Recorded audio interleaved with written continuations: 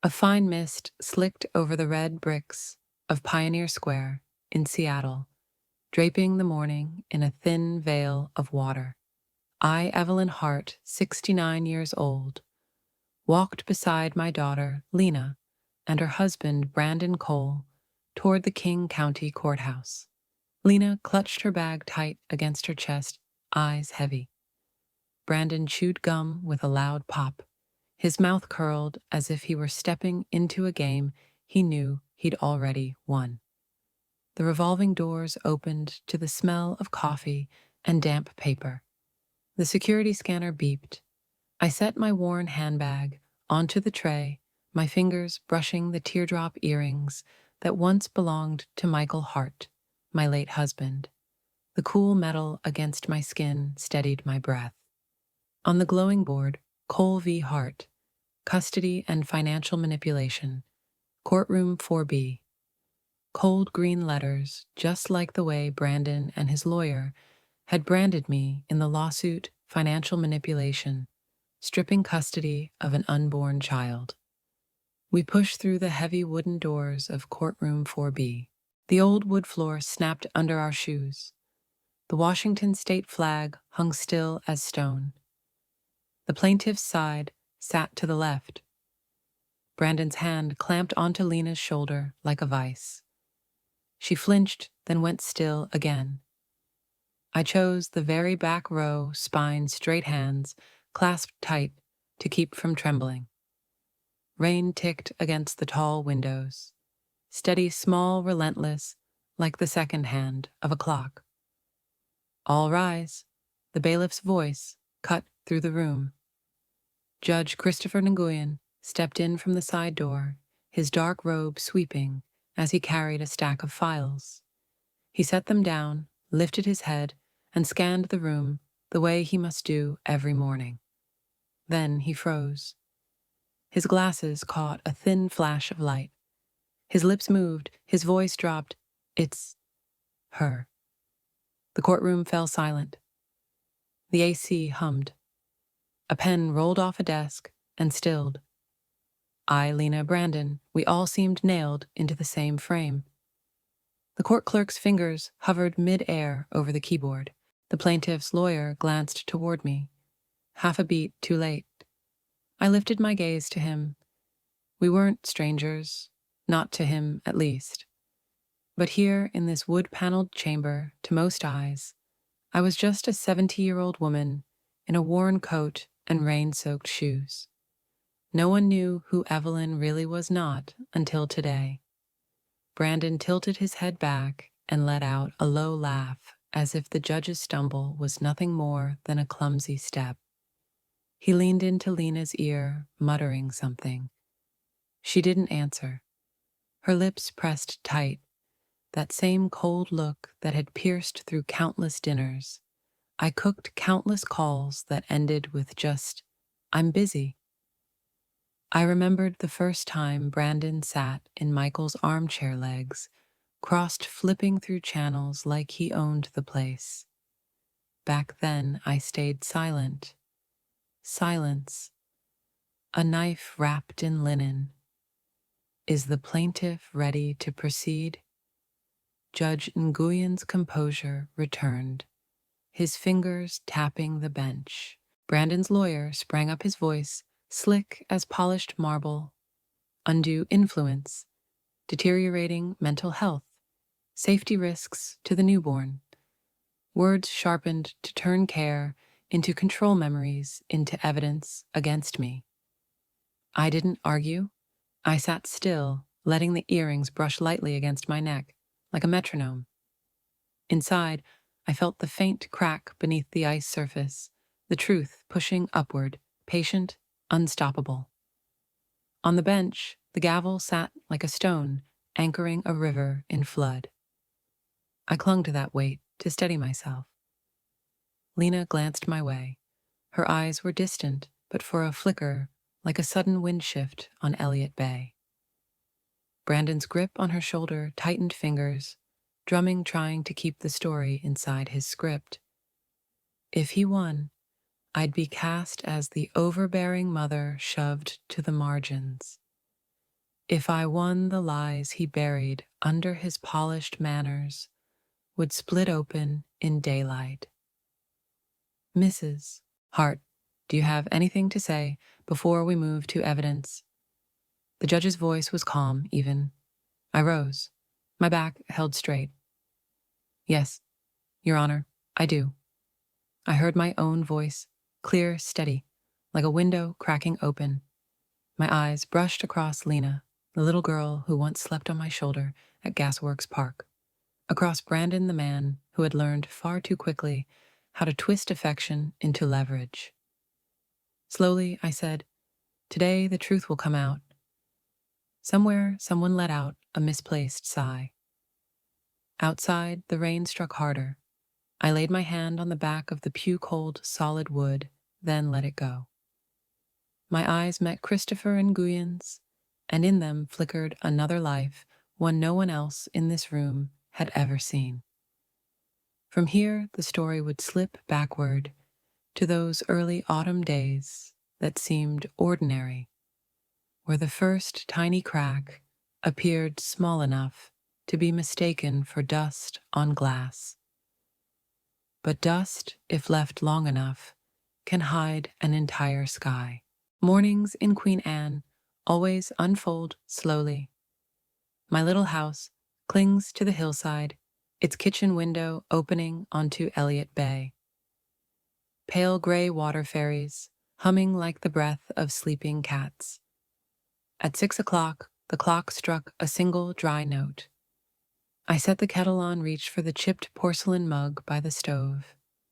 The rough edge fit against my finger, as familiar as the creases in my palm.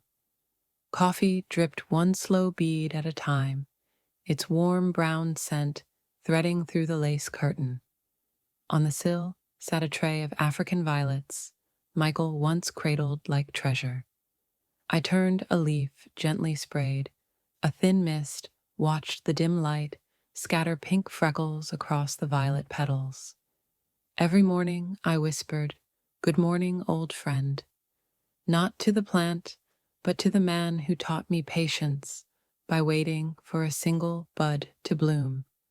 After coffee came watering plants, then mending. The old steel sewing machine rattled low, its needle darting like a swallow, flying back and forth between two shores of fabric. I patched the seam of a neighbor's coat, reattached a button, hemmed the edge, small tasks, stitched together into a day. 45 years of being Lena's mother, my life too was pieced from such stitches. Night shifts, cleaning offices in South Lake Union, the polished glass floors, reflecting my shadow across windows that never went dark. Weekends, selling cupcakes at Pike Place Market.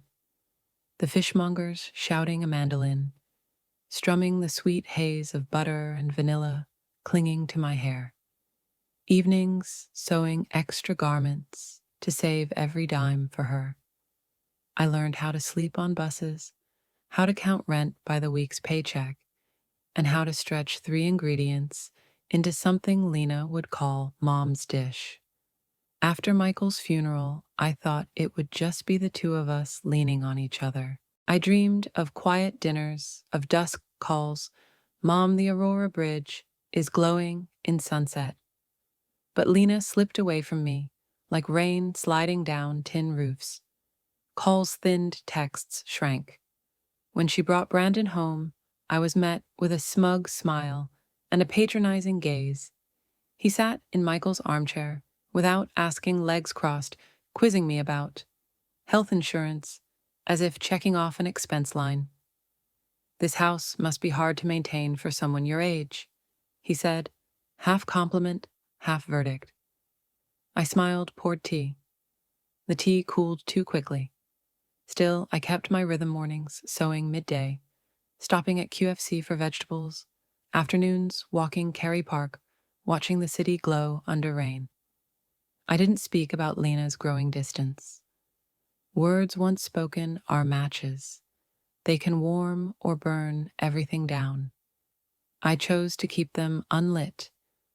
but silence, when stretched too long, becomes another kind of noise. One evening I stood before the kitchen cupboard, hand resting on a heavy cast iron pot. Chicken and dumplings, I thought. Lena's childhood favorite, the dish Michael once joked, was a storm shelter in a bowl. It had been years. I scribbled down what I needed: chicken breast, celery, carrots, onions, flour, buttermilk. I pulled out the embroidered tablecloth Lena had stitched at 16 violets and silver leaves and spread it across the dining table. Every stitch was a summer she sat beside me chatting about school while the smell of cookies filled the house. The next morning's market felt like a ritual. I chose onions, still dusted with soil carrots that cracked under pressure. Celery stalks, crisp and green. I hefted a chicken, imagined the bones simmering into buttery broth. At home, I set the pot on sauteed onions in butter until the kitchen smelled like caramel candy. The knife tapped steady, the spoon stirred. Steam clouded the window. I texted Lena, "Come for dinner tonight. I'm making the old dish." 2 blue dots appeared, vanished, then returned, "I'll see if I can." Still, I cooked.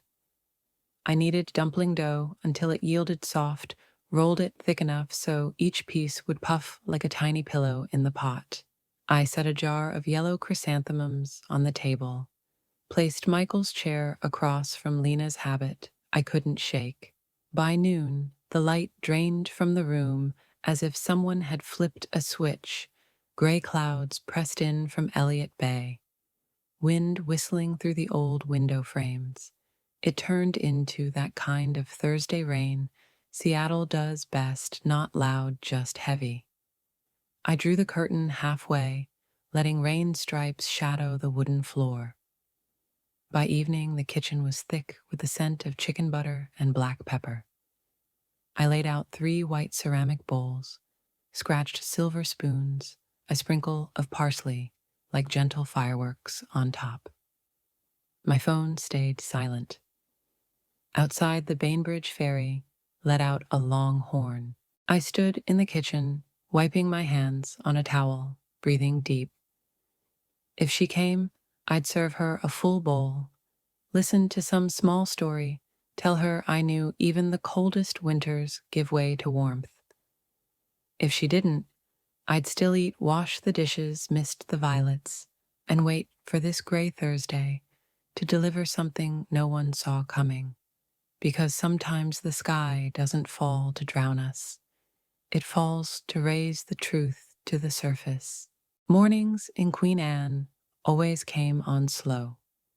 My little house pressed into the hillside, its kitchen window looking out over Elliott Bay water, the color of pewter fairies purring like sleepy cats. At 6 o'clock, the clock struck one sharp note.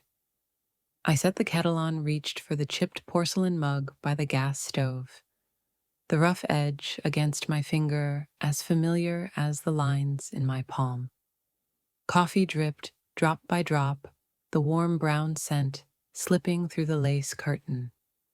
On the windowsill sat a tray of African violets Michael once held like treasure.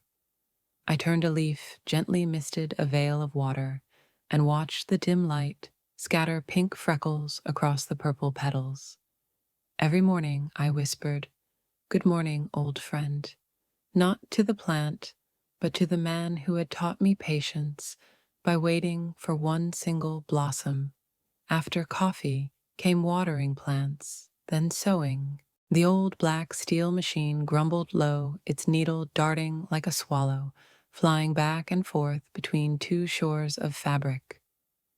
I patched the seam of a neighbor's coat, stitched on a button, hemmed the edge, small tasks stitched into a day. 45 years of being Lena's mother, my life too had been sewn from such stitches. Night shifts, cleaning offices in South Lake Union, the polished glass floors reflecting my shadow as I swept through buildings that never slept. Weekends, selling cupcakes at Pike Place Market. The fishmonger's shouts, a mandolin's tune butter and vanilla clinging to my hair. Evenings, sewing extra clothes to save every dime for her.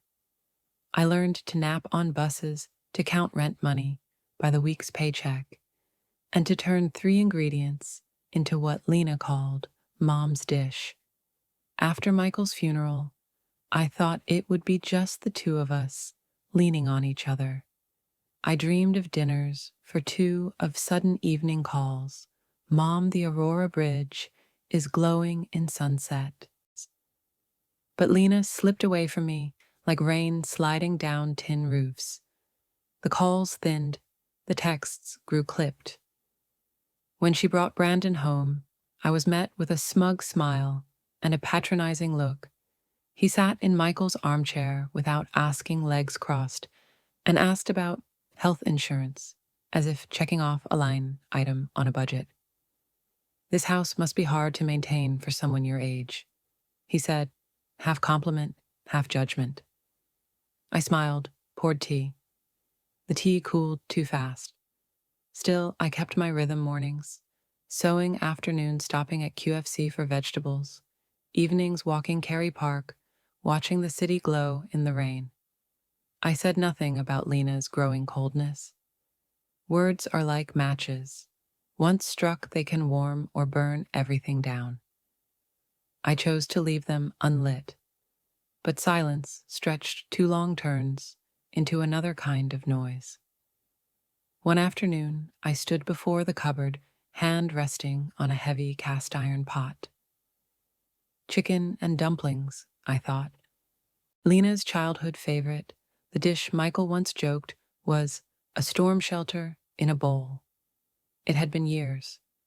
I wrote down what I needed: chicken breast, celery, carrots, onions, flour, buttermilk.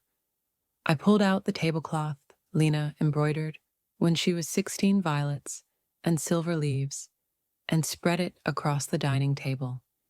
Every stitch held a summer of her sitting beside me, telling stories about school while the house smelled of cookies. The next morning's market felt like a ritual. I chose onions still streaked with soil carrots that snapped under pressure. Celery stalks, crisp and green. I lifted a chicken, weighed it in my hand, thought of bones simmering into buttery broth. Back home, I set the pot on sauteed onions in butter until the kitchen smelled like caramel. The knife tapped steady, the spoon stirred steam, blurred the window. I texted Lena, "Dinner tonight, I'm making the old dish." 2 blue dots appeared, vanished, then returned, "I'll see if I can." Still, I cooked. I kneaded dumpling dough until it gave under my hands, rolled it just thick enough to puff into little pillows in the pot. I set a jar of yellow chrysanthemums on the table, placed Michael's chair across from Lena's, a habit I couldn't break.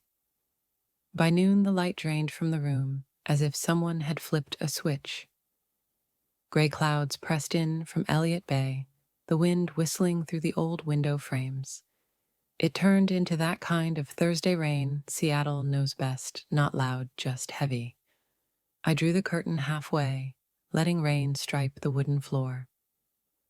By evening, the kitchen was thick with the smell of chicken butter and black pepper. I set out 3 white ceramic bowls, scratched silver spoons, sprinkled parsley like quiet fireworks on top.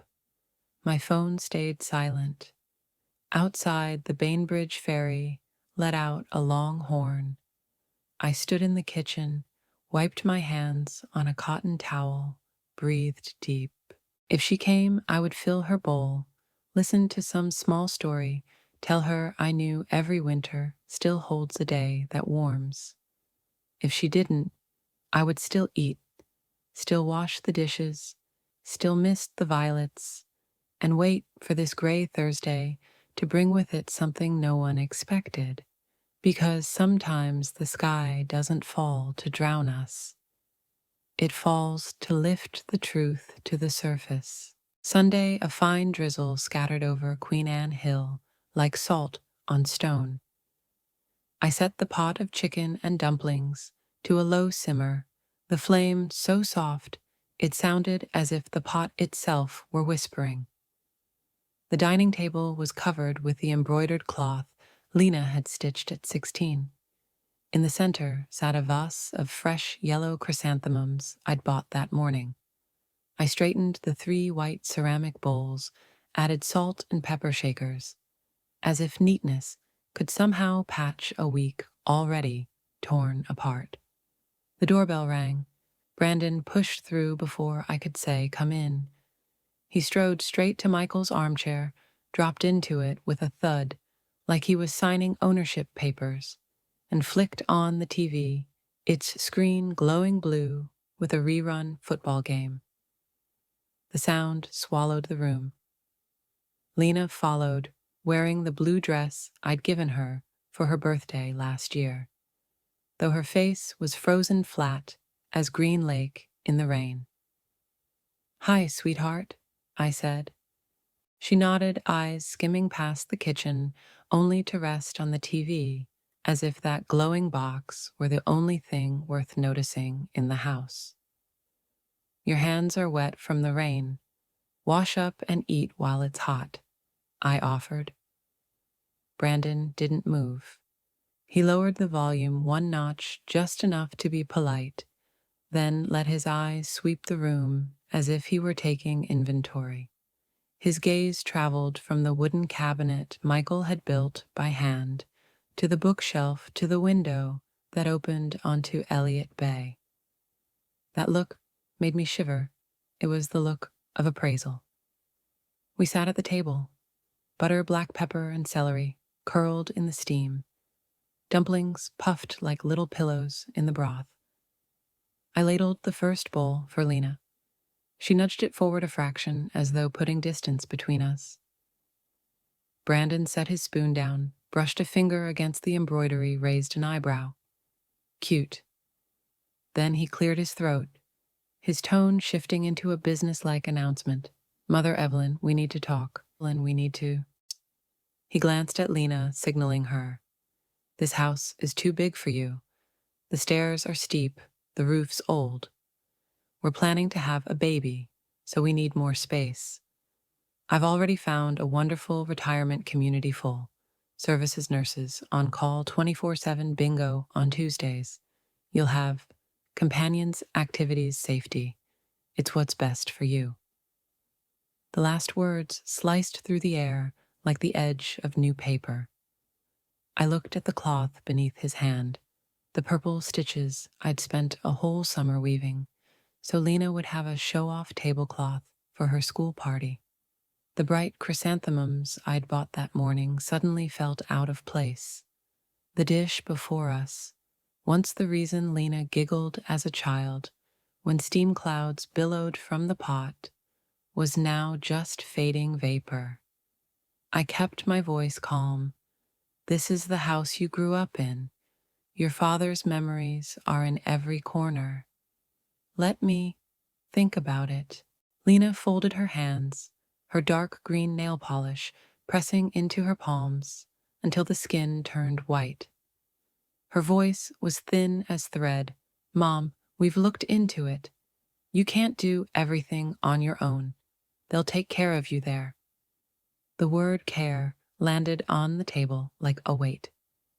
Brandon pulled a glossy stack of brochures from his coat pocket and slid them toward me, photos of smiling seniors by warm pools, exercise rooms, flagstone courtyards. "Here, take a look. It's 10 minutes away. We'll handle the paperwork." His hand flicked toward the kitchen like an urban planner. "Really, if you agree quickly, we can optimize. Knock down this wall, open the kitchen up. Elliott Bay view is prime. A property like this should stay in the family." Stay in the family. I heard it as stay with us. I looked at Lena. She avoided my eyes. The blue dress hugged her figure beautifully, just as it had when I spotted it on a clearance rack and bought it thinking my daughter will love this. She was wearing my gift while telling me to leave my home. Go on, eat before it gets cold, I urged. Brandon stirred his bowl, half-heartedly, didn't taste it. His eyes scanned the room again, calculations ticking behind them, square footage, listing price deposit. All you need to do is sign the consent.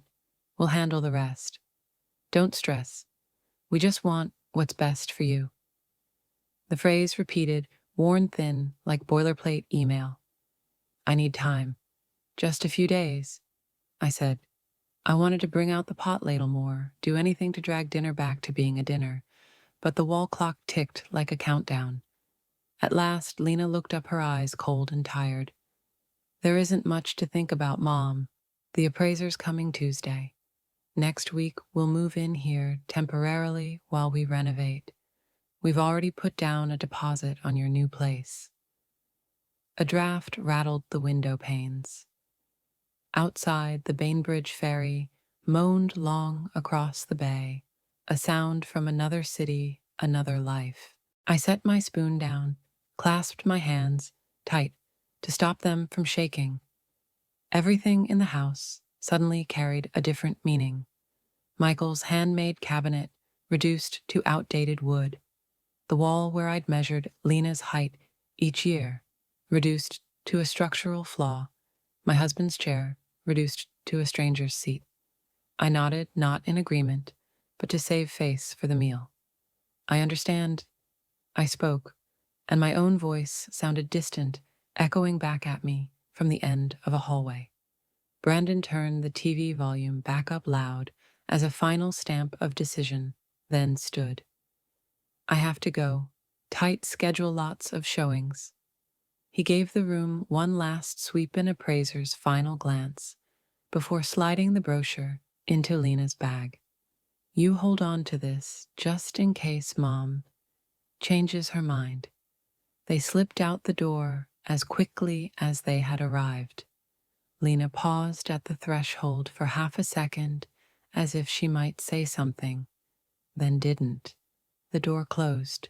The TV kept blaring an allergy medicine commercial, splashing garish colors across the wall where my wedding photo once hung. On the stove, the pot had gone quiet, the broth's surface cooling under a thin skin of fat. I pulled out a chair, sat down, ladled a spoonful. The taste was the same as ever, only the room was not. They left behind a cold meal, and my heart shattered on the table. And with it, the weight of a black week, already rolling in, thick as December clouds, over Seattle, so heavy, even light would struggle to break through. Tuesday morning, low gray clouds pressed down over Queen Anne as if they meant to scrape the rooftops. I was rinsing the chipped porcelain bowl when the doorbell rang. No appointment, no warning. Lena stepped in first, clutching a file folder. Brandon followed, beaming with the look of a man about to optimize an asset. Behind them trailed a man in a gray jacket, a laser measurer slung across his chest. This is Mr. Morgan, the appraiser, Brandon announced, like reading a script. The man gave a curt nod, his eyes skimming over me, as if I were another piece of furniture. He aimed the laser. A red line shot across the room, numbers blinking on the screen. Clack pencil on clipboard. Pipes look like old galvanized steel, he said, crouching to open the cabinet under the sink, flashlight in hand. Recommend full replacement. Wall shows moisture damage. Kitchen tiles are dated best to tear out if you want market value. Every one of those tiles Michael had set by hand when Lena was 10. I still remembered the glue smell staining his sleeves, the sweat dripping onto each square like punctuation in a story of persistence. The appraiser tapped his finger, affixed a yellow sticker to the corner replace. Brandon yanked open a cabinet, eyes darting over the hinges. If we knock down this wall, open the kitchen, the Elliott Bay view opens up right. Correct? Morgan replied. Price jumps with open concept. Floorboards show swelling, probably from a slow leak. I leaned against the counter, hands clasped to hide the trembling. Lena placed a glossy stack of brochures on the dining table. Seniors smiling by warm pools, gyms, courtyards, bold letters, bingo Tuesdays, 24/7 nurse on duty. She nudged them toward me, her voice low but clear. Memories live in your heart, Mom, not in walls. You'll be safer there. I looked at the embroidered cloth in the center of the table. The purple flowers I'd stitched with clumsy persistence one summer. Beside it, the nursing home brochures gleamed like showroom glass. Memories, they said, are only in the heart. This house to them was nothing more than an asset to clear for their future. Morgan measured the staircase, bent to inspect the worn steps. Steep pitch, fall risk for... He glanced at the file. Older resident. Recommend new railings or a lift if an elderly person stays here. He said elderly, like it was a liability line item, not a human being. Note down, replace all pipes, upgrade electrical knockout kitchen wall. Brandon cut in voice like a foreman. And add potential resale value post-renovation. Morgan nodded, pencil scratching more lines. He snapped photos of the kitchen corner, the window frame, the water stain on the ceiling. Each click of the shutter struck my chest like a tiny gavel. Lena leaned at the window, fingers rubbing the hem of her blue dress. Don't be upset, Mom.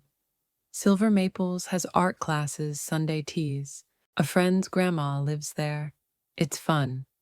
I remembered her laughter as a child, when clouds of steam rose to announce dumplings ready. That laughter was gone, replaced by a consultant's pitch.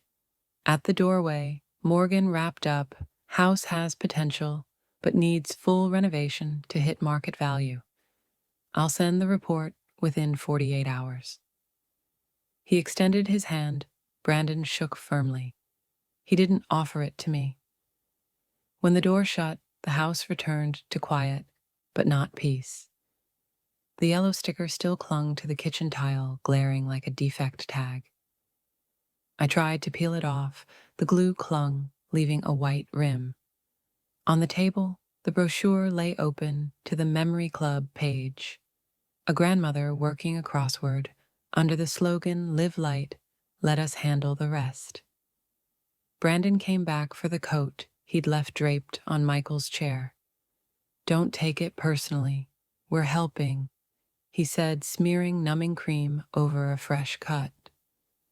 Next Sunday, we'll bring the paperwork. The plan's already set. All you have to do is sign. What paperwork? I asked, though I already dreaded the answer. Transfer power of attorney, little formalities, he said lightly, as if talking about switching a phone plan. Quick and easy, you won't have to worry. Lena looked at me, her eyes flickering, then dimming again, like a motion sensor light. Trust me, Mom. This is for the best. She repeated the same line she'd been feeding me for days. They left. I sank onto the kitchen step, clutching Michael's tray of African violets to my chest. The leaves were fragile as hearts dark green under Seattle's gray light. Outside, the ferry horn moaned long across the bay. Slow, fading a sound that passes and never returns. On the table, the brochure still gleamed, its Tuesday bingo page shining. In the margin, someone had scribbled, safe, practical, cost-effective. Beside it, I wrote quietly, with Michael's pencil, people not things. And in my mind, one line stitched itself shut like a seam across torn fabric. Sunday, they'll bring the papers, everything already decided.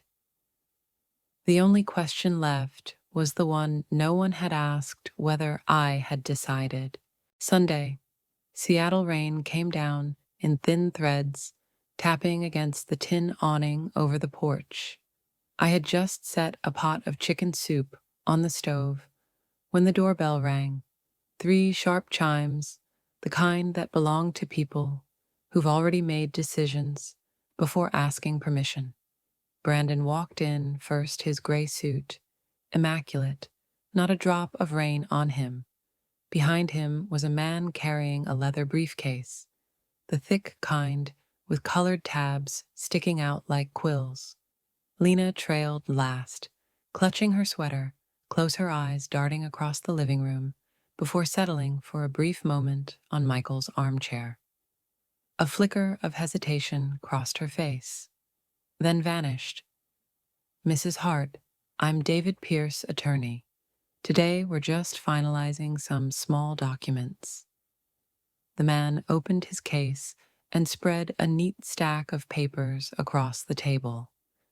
Quitclaim deed, durable power of attorney, financial health care, proxy, transfer to family trust, revocable.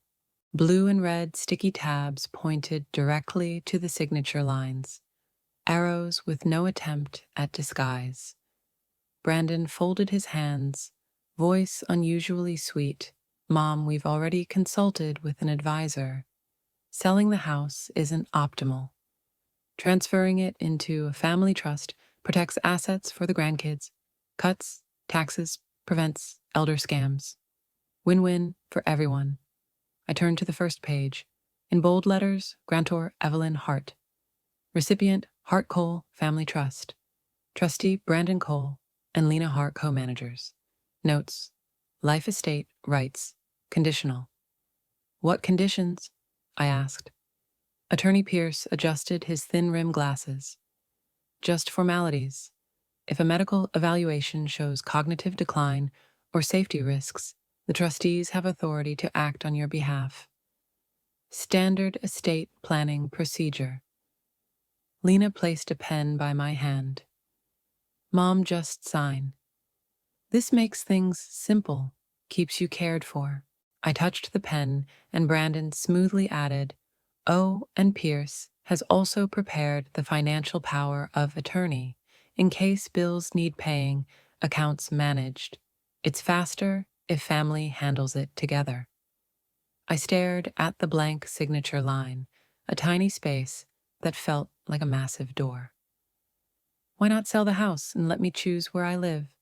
I asked, keeping my tone even. "Selling means losing control, Mom." Brandon smiled. "With the trust, it's safe, profitable, streamlined. The house stays in the family.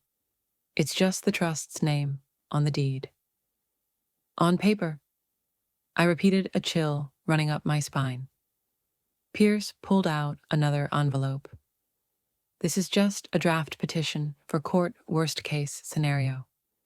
We don't want to use it, but if you become overly stressed or uncooperative, the court can appoint temporary guardianship to ensure your safety. In Washington, it's standard, with evidence, say forgetting the stove, mixing up medicine, or impulsive financial choices." My hands tightened. The "forgot the stove" story they'd fabricated last week had now been upgraded into evidence. On the envelope, bold type, read, "Petition for Appointment of Guardian, RCW." I didn't finish reading. "No one wants to involve the court," Pierce soothed. "Sign today and it's smooth. Your family will handle everything." Lena pulled a chair closer to me.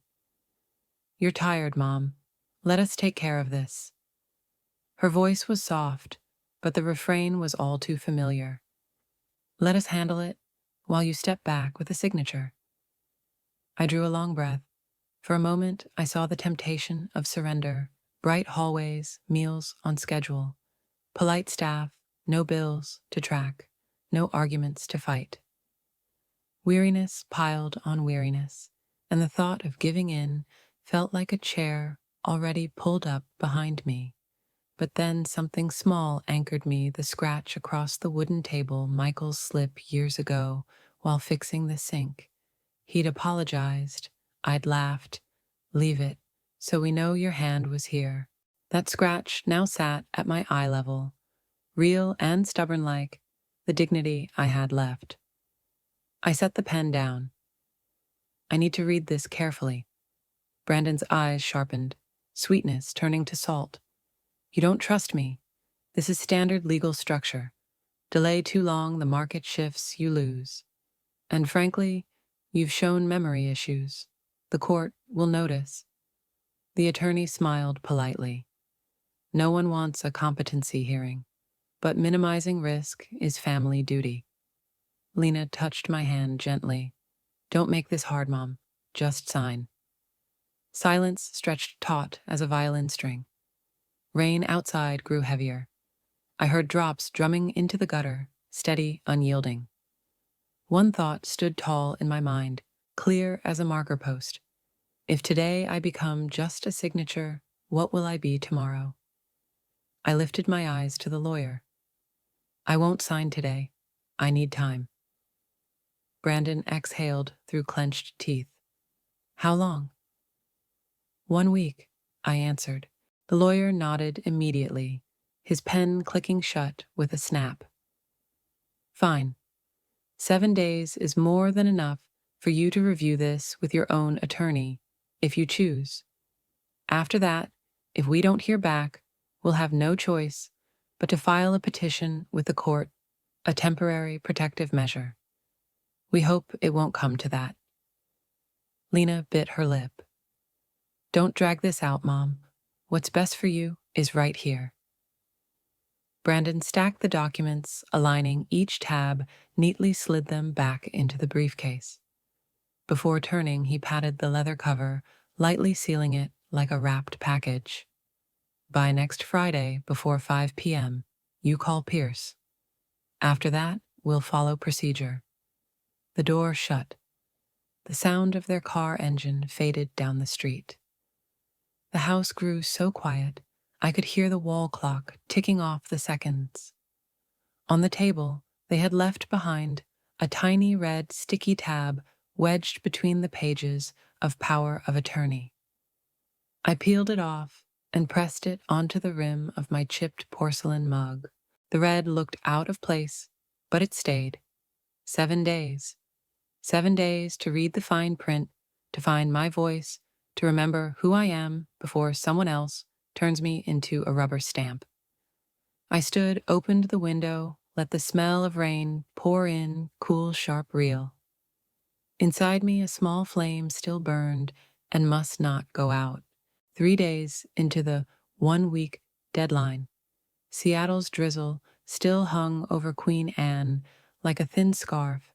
I had just rinsed the chipped porcelain mug, the little red tab I'd stuck on it still crooked along the rim, when the lock rattled. Lena walked in carrying a stack of flattened cardboard boxes, a roll of tape, and bubble wrap. I'm here to help you pack. Makes moving faster, she said, without waiting for an invitation. She started with the hallway wall. Photos of Michael holding Lena at Cary Park, her graduation portrait. Our wedding picture, its corners yellowed. Lena yanked nails-wrapped glass with paper and dropped the wooden frames with a hard clack. Lay the glass face up, not stacked, I reminded. She nodded absently, but shoved them together anyway, scrawling on the box, hallway misc. At the community, they clean for you. No need for all this stuff, she said, her eyes flicking toward the living room, pausing briefly on Michael's armchair before sliding away. In the bedroom, Lena snapped on the overhead light. She pulled a black dress from its garment bag. I reached out quickly. Leave that. It's old, Mom. Let me put it in the donation bag. That's the dress I wore to your father's funeral. I said slowly, each word a stone. She froze half a beat, then dropped it into the donation bag without mercy. The sound of fabric tearing air felt like a cut straight through me. I felt myself shrinking as if someone were shaving away slices of memory inside this house. She moved on to the vanity.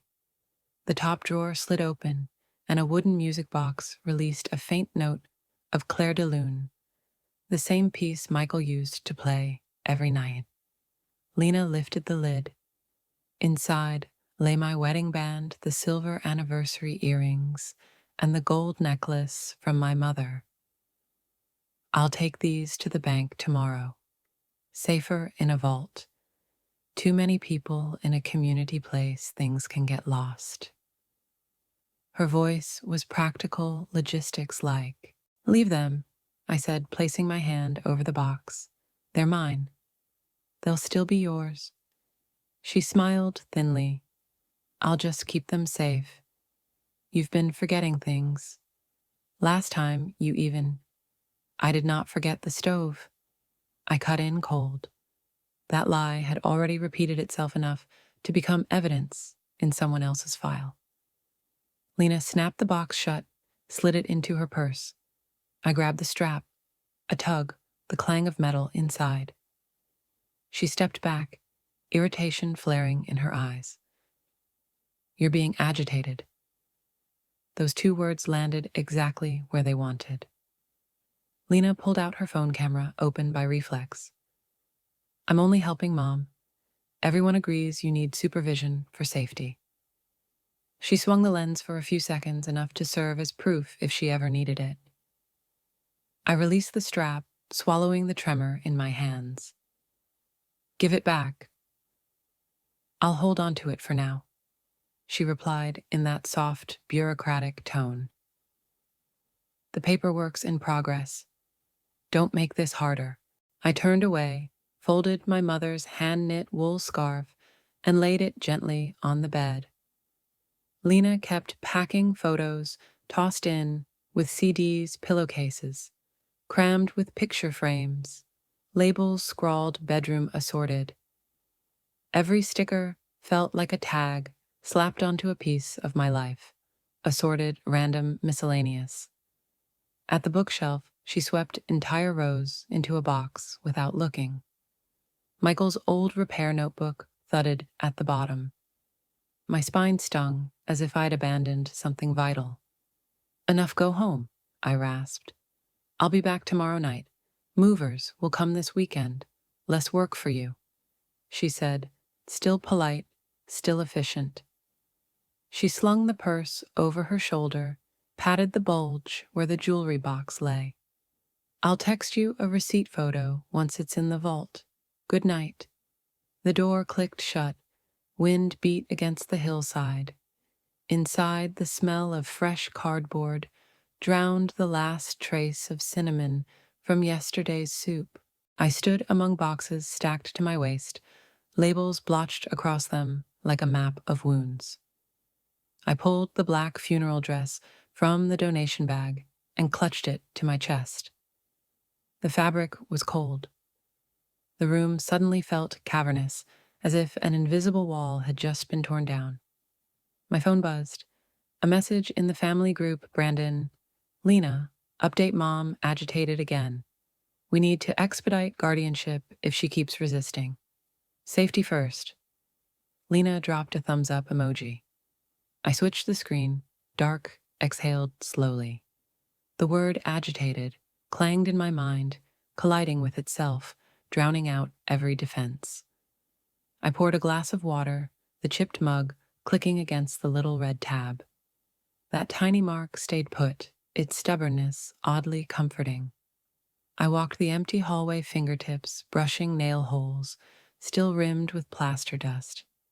In the kitchen, Michael's old tiles stayed cool to the touch, grout lines slightly crooked where they'd said outdated. To me, they were his signature. I slid down to the living room floor, back against a box labeled Living Misc. The yellow lamp shone through drifting dust like thin fog. No TV, no footsteps, just the tick of the wall clock and the rain tapping in steady rhythm against the gutters. Night pressed in. I thought of my wedding ring, the silver earrings my mother's gold chain 3 anchors pulled from the dock. Outside the city kept moving ferries, slicing through Elliott Bay, I-5, roaring on. Here I felt like a ghost, wandering between cardboard walls and labels scentless, soundless, slipping through everything I touched. I pulled a thin blanket over my shoulders, pressed my forehead to my knees. Alone in my own house, I listened to the emptiness swell until it filled every crack. At the bottom of that hollow, one sharp thought pierced through small as a needle. If they want to make me into evidence, I must find the truth. But tonight I had no answers. Only one long night, towers of boxes like barricades, and my faint reflection in the dark window, a restless ghost haunting her own home. I sat a while longer among the forest of boxes, then rose as if pulled by an invisible thread toward Michael's desk. The bottom drawer still stuck the way it always had, the one I rarely touched. When I tugged it open to its limit, a dark blue folder appeared. Embossed in the corner were 2 letters, M.H., and a tiny lock. I froze. Michael, what did you hide here? Where was the key? My eyes scanned the room, then stopped at the bookshelf. A familiar spine, The Intelligent Investor, bulged with an old sticky note. I pulled the book free. Between the pages taped with fabric strip lay a small key wrapped in clear tape, along with a faint pencil scrawl. Key only open when it truly matters. My heart thudded once hard. I freed the key, slid it into the lock. Click. It turned smooth like new. The folder sprang open, releasing the faint smell of old paper and ink. On top lay a thick will notarized 6 months before Michael passed. Holding my breath, I read line by line. Michael had not been the ordinary employee I always thought. For decades, he had quietly invested. A fourplex in Ballard, bought when the market was sluggish, rented steadily. 2 small units in White Center, tucked under an LLC. A share in a family restaurant in the International District. A plot of land in North Bend, once just gravel, now gold, with a new road cutting through. A stock portfolio, thick as sheet music, annotated in his hand, buy when everyone's afraid. Blue chips mingled with tech names I now realized had multiplied many times over. I turned to the key clause. The bold print struck me like a blade. All assets, property, and investments are left to my wife, Evelyn Hart. Beneath it, my daughter, Lena Hart, shall only receive a share from the trust, if and only if she cares for her mother with love and respect, as confirmed by the executor. I braced myself on the desk's edge to keep from swaying. Michael had seen what I refused to see. Brandon's sleek ambition cloaked in the words, "What's best for Mom?" And there, waiting like a dolphin breaking the surface, came the second surprise, a property deed. Cedar and Pine Apartments, Capitol Hill. Owner, Michael Hart. I pressed my lips together. Cedar and Pine, the very building where Lena and Brandon were renting. Attached was an auto deposit authorization rent from the entire building funneled into an account I had never logged into. For 2 years, the sums had stacked like steady rainfall off the eaves, regular, immense. Another clipped file revealed a significant stake in the logistics company where Brandon worked in Sodo enough to hold influence in major decisions. Michael had scrawled in blue ink, "Do not interfere unless necessary. Only use if Evie must be protected." At the very bottom of the folder rested a sealed envelope, waxed shut, inscribed clearly in his patient hand, "To Evie." My hands trembled as I broke the seal and slid the paper free. The ink smelled faintly of his old shirts. My dearest Evie, if you are reading this, it means I'm no longer beside you to hold your hand while you make morning coffee. I owe you an apology for preparing all this in silence. I wanted your old age to be surprised in the best way. One confession: I never fully trusted Brandon, not because he was rotten from the start, but because I saw in his eyes a hunger that doesn't stop. If Lena loves you as you have loved her, she'll receive her share. If not, Evie, the power rests in your hands. Use it to protect yourself and teach her about boundaries, not for revenge. You are my home, whether built of brick or memory.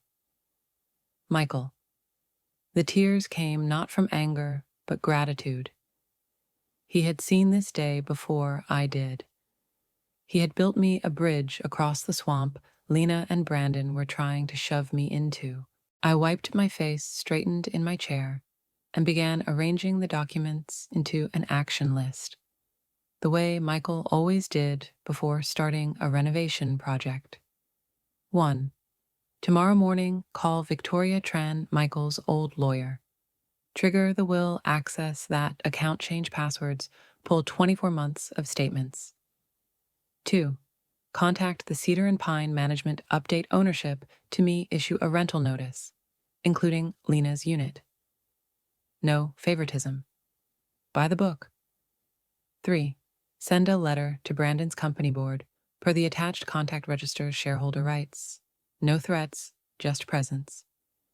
4. Call the bank, shut down unnecessary auto transfers, set fraud alerts. 5.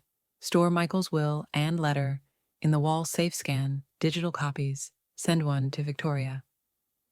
6. And most of all, stay calm. Never let agitated become the weapon turned against me. Outside, the ferry bell chimed across Elliott Bay.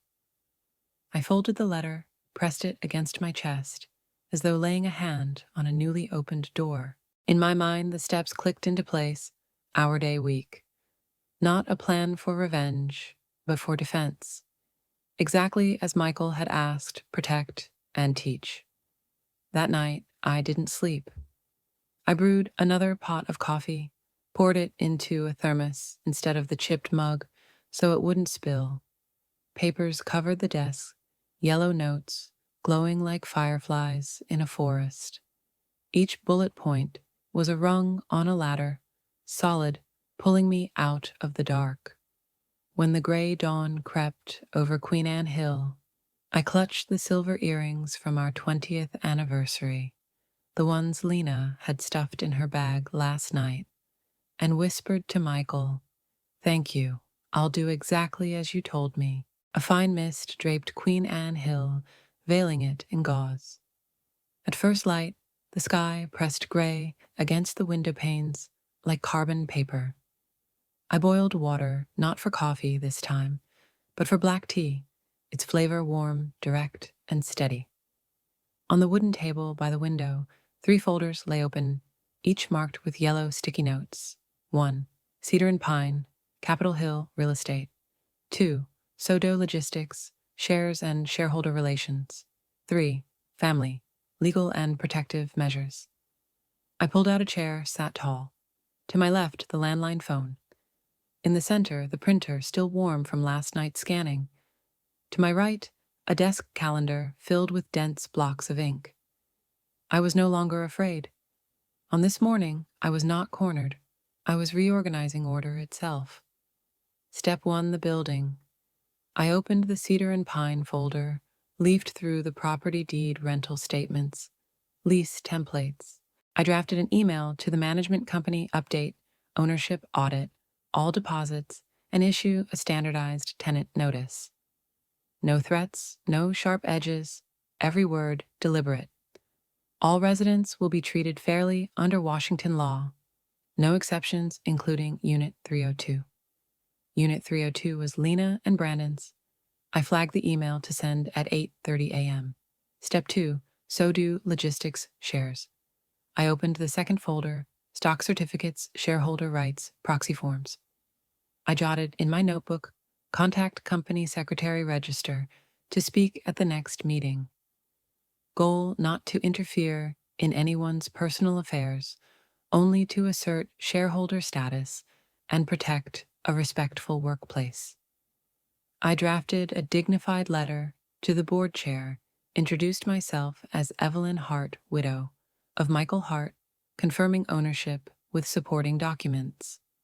I closed with, I believe in transparent governance and ethical conduct.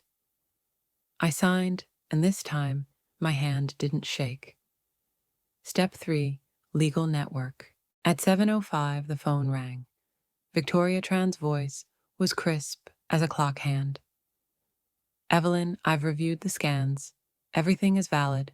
I'll file the probate notes this morning. Good. And connect me with Ava Ramirez, I said. I'll need a litigator if the other side crosses lines. Victoria chuckled softly. Ava is a scalpel, not a sledgehammer. Precise, lawful fits you. Minutes later, an email arrived, referral. Attorney Ava Ramirez with her number and an opening at 10:30 a.m. I slotted it into my calendar, writing, define legal boundaries, prevent escalation, focus on protection, not revenge. Step 4, banking and safety nets. I called the bank, canceled all unnecessary auto transfers, activated alerts for unusual activity, reset every password tied to Michael's accounts. The representative confirmed sent a verification code. I stamped a red sticker onto the folder corner, fixed. Outside the window, the ferry horn carried across Elliott Bay, marking the hour. I sipped my tea, set the cup down, and opened the third folder, family. Inside my timeline, the appraisal day, the competency, threats, the packing night, the jewelry box, taken Brandon's future owner, gaze at every wall. I added a section, soft evidence texts, emails, notes, the glossy retirement brochures with my pencil marks. Each piece assembled not to fan flames, but to ensure that if I ever had to use them, every edge would be legal. I paused, drew a deep breath. Teach not revenge. Michael's words reined in the gallop inside my chest. I wrote out 2 scenarios. Scenario A, soft. Invite Lena to talk privately. Return my jewelry as a gesture of repair. Explain the trust clause, that love and respect are not slogans. Propose practical support, personal finance classes, therapy if needed. Extend their lease 3 months at market rate. No favoritism, so she could stabilize her pregnancy if true. Scenario B, hard. If Brandon kept manipulating, issue a housing violation notice, enforce 30 days, request a restraining order if needed, shift all communication through Ava. I pinned both scenarios side by side on the corkboard above my desk. No triumph, no despair, just order like the way I once folded Michael's undershirts, neat every piece in its place. The phone blinked with last night's voicemail, Brandon's voice low and sharp. You have no authority. We'll make you understand. I didn't replay it. Instead, I changed Lena's ringtone to soft chimes, a reminder to answer her calls with my heart at first, before the files. 7:58, I hit send on the building management email. 8 to 10, the Sodo logistics letter left my outbox. 8:30, I confirmed the 10:30 appointment with Ava. I lifted my teacup, watching the rain stitch fine threads over the city. My hands no longer shook. In my journal, I wrote in blue ink, my leverage, ownership, shareholder voice, and the law. My purpose, clear boundaries, respect, and the right lesson delivered. I closed the book, stood, and pulled the curtains wide. Seattle's gray light flooded in damp air laced with salt. I smiled, not with triumph, but with steadiness. All right, I said aloud, my voice firm as a drawn line of ink. Let's see what lesson they're ready to learn. The beep, beep, beep of a truck backing up split the drizzle on Queen Anne Hill. A white moving van screeched to a stop at the curb. 3 men in t-shirts with a company logo jumped down, pushing dollies and rolls of shiny shrink wrap like they were ready to swallow the whole house. Brandon hit the sidewalk, barking, "Hurry up, take the sofa set and the glass cabinet first. Don't waste time." I sat upright in Michael's armchair, a cup of Earl Grey warming my hands. Its steam rose calm and steady. Lena trailed 1 step behind Brandon, clutching her handbag, eyes sliding away. The front door stood wide open, damp wind carrying the smell of wet leaves into the living room. "Nothing leaves this house," I said. No raised voice, no repetition. The foreman, a man in his 40s with a badge around his neck, froze. He glanced at Brandon, then at me. "Ma'am, Mr. Cole signed the job order. We're just here to follow the contract. If there's a dispute, I'm the homeowner." I said, each word deliberate. "There is a dispute. You are not authorized to move a single item without the homeowner's consent. I suggest you pause until you've read this." I slid a slim folder across the table toward him. On the cover, a notarized copy of the deed for Cedar and Pine Apartments. Not this house, but the building where Lena and Brandon rented Unit 302. Beneath it, rental statements from the last 2 years, all payments made out to Evelyn Hart. Brandon scoffed. "She's performing. Don't get played. Move the furniture." "You can read," I told the foreman, eyes steady. "Or call your office and check the parcel number, building code, and owner's name. I'll wait." A flicker of hesitation crossed the foreman's eyes. He took the folder, turned each page, nodding slightly at the notary stamps and red seals. One of the younger movers nudged his buddy. "Hey, let the boss check first." Dollies stopped rolling. Shrink wrap stilled. The room held its breath. "Childish," Brandon muttered, yanking out his phone. "I'll call the office. Fake papers look real all the time." Lena's hands shook so hard she dropped her keys. She bent to pick them up, whispering, "Brandon, maybe." "Don't move," he snapped. "Don't let her manipulate this." I sipped my tea, set the cup gently on its coaster, just the way Michael had always done. "Go ahead and verify," I told the foreman. "I have time." The foreman's phone buzzed. He put it on speaker. A woman's voice from the office. "Foreman, our system shows current owner of Cedar and Pine as Evelyn Hart. Rental account matches. And, yes, Unit 302 is leased to Lena Hart and Brandon Cole." The air in the room twanged like a plucked string. Brandon froze, then barked, "Check again. The system's wrong. Do you even know who I am?" The woman's tone chilled. "Sir, I'm only reporting the data. If you wish to contest, you'll need to file in writing." The foreman pocketed his phone, turning to Brandon. "Sorry, sir. If the landlord at your residence is Mrs. Hart, then this situation is complicated. We can't get involved in a family dispute like this." Brandon spun toward me. "Since when you think owning the place we live in gives you power over me?" He stepped close, rain and sharp cologne cutting through the room, smothering the tea's warmth. I didn't move. "This isn't a threat. It's fact. And the fact is, starting the 1st of the month, you'll receive a notice. 30 days as the law requires, same as every other tenant." Lena inhaled sharply, eyes red. "Mom, why?" "Because of boundaries," I said, meeting her gaze. "You've forgotten the line between care and control, between family and possession. I have to draw it back." Brandon slammed his palm against Michael's chair, trying to rattle me. Move it.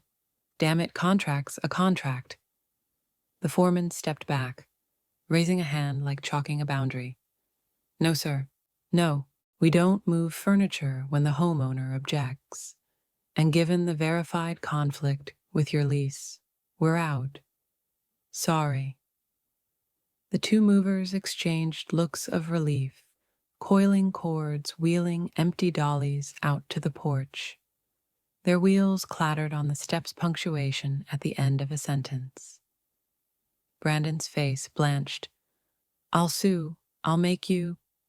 I suggest you review Washington law. I cut in voice as steady as the clock on the mantel. If you want to test what's real, go ahead. My attorney will answer. But for now, the movers are leaving, and my house will be quiet. The foreman gave me a respectful nod. Mrs. Hart, apologies for the disturbance this morning. He turned to Brandon. Your deposit will be processed under cancellation terms. Please contact the office. Rain hammered harder outside. Lena stood frozen, staring at Michael's and my wedding photo on the mantel, the only thing no one dared touch. I rose, walked past Brandon, and closed the door. My fingers pressed the lock.